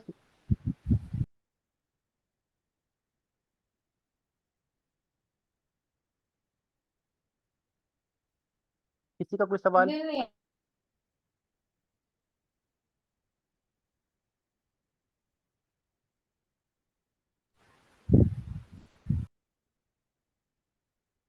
किसी का सवाल नहीं है? चलें फिर हम आज की क्लास यहाँ पे क्लोज करते हैं। अपना और अपने गिरदुनवा के लोगों का ख्याल रखिएगा। मुझे दुआ में। अस्सलामुअलैकुम। वालेकुम सलाम। अब्दुल रहमान अनान साहब, आपको ना ये रिएक्शन में जाएंगे ना तो हैंड रेस की ऑप्शन आती है, अगर शायद आपको नहीं समझ आ रहा तो हैंड रेस की ऑप्शन होती है, वो आप हैंड रेस करेंगे ना तो मुझे पता होगा कौन सा बात कर रहे हैं। ठीक है। अच्छा चले। बस मैंने ये पूछना था कि ये इसकी रिकॉर्डिंग में क्योंकि आज मैं ले नहीं ना सका था तवज्जो से वो थोड़ा ग्रुप बिजी था। ग्रुप में तो आप ग्रुप में ऐड है। जी व्हाट्सएप जी ऐड ग्रुप तो में है ऐड बट हो वहाँ पे गए। आप मैसेज नहीं कर आप सकते ना। मैसेज नहीं कर सकते। मैं कह देता हूँ आमिर साहब को, मैं कह देता हूँ, कोई ऐसा मसला नहीं, मैं उनको कह देता हूँ। इसकी रिकॉर्डिंग सर आपको लाइव नहीं शेयर करवा जी दीजिएगा। जी, आपको रिकॉर्डिंग, आपको लॉगिन्स बना के ही आपको देंगे, आपको रिकॉर्डिंग्स मिल जाएगी इंशाल्लाह। आपको नेक्स्ट क्लास से पहले पहले इंशाल्लाह ये चीजें मिल जाएंगी। तो सर नेक्स्ट जी क्लास कब रेहान, होगी हमारी? अब अगली नेक्स्ट क्लास आपकी सैटरडे संडे, आपकी क्लास 2 दिन होगी, अच्छा सर सैटरडे ठीक। संडे। ठीक। जी रेहान इदरीस साहब। जी सर, वो आपकी बात के बाद मैं इनको सेकंड करूंगा आपकी बात को ही, कि सारे ये सवाल जो पार्टिसिपेंट्स कर रहे हैं ग्रुप को लेके, तो वो मेरी जो हेड ऑफ यहाँ पे जो है मैं मैनेजर है उनसे बात हो गई है। हम्म, तो ग्रुप भी बना हुआ है, और वो आज की डेट में कह दिए कि स्लाइड्स भी हम शेयर कर देंगे। तो वो सारे भाई जो बस ठीक हो परेशान हो रहे हैं वो काइंडली नोट कर लें। इंशाल्लाह ग्रुप की ठीक हो स्लाइड्स आज शेयर हो जाएंगी। ठीक हो गया। मैंने भी वैसे आमिर साहब को भी मैंने कह दिया तो कि जी मुझे ग्रुप में ऐड कर लें, क्योंकि मुझे शायद उन्होंने ग्रुप में ऐड किया है मुझे, लेकिन नजर नहीं आ रहा। जी सर, वो बैच 8 के नाम से होगा। हाँ नहीं, बैच मेरे पास नंबर बैच 8 7 होगा। तक तो ग्रुप सारे हैं, बैच 8 नहीं आ रहा। वो शायद मुझे भी उन्होंने ऐड नहीं किया। मुझे ऐड कर लेते ना तो मैं आपको दोनों स्लाइड्स शेयर कर देता हूँ, कोई ऐसा जी मसला नहीं। ठीक। ठीक है। ठीक, थैंक थैंक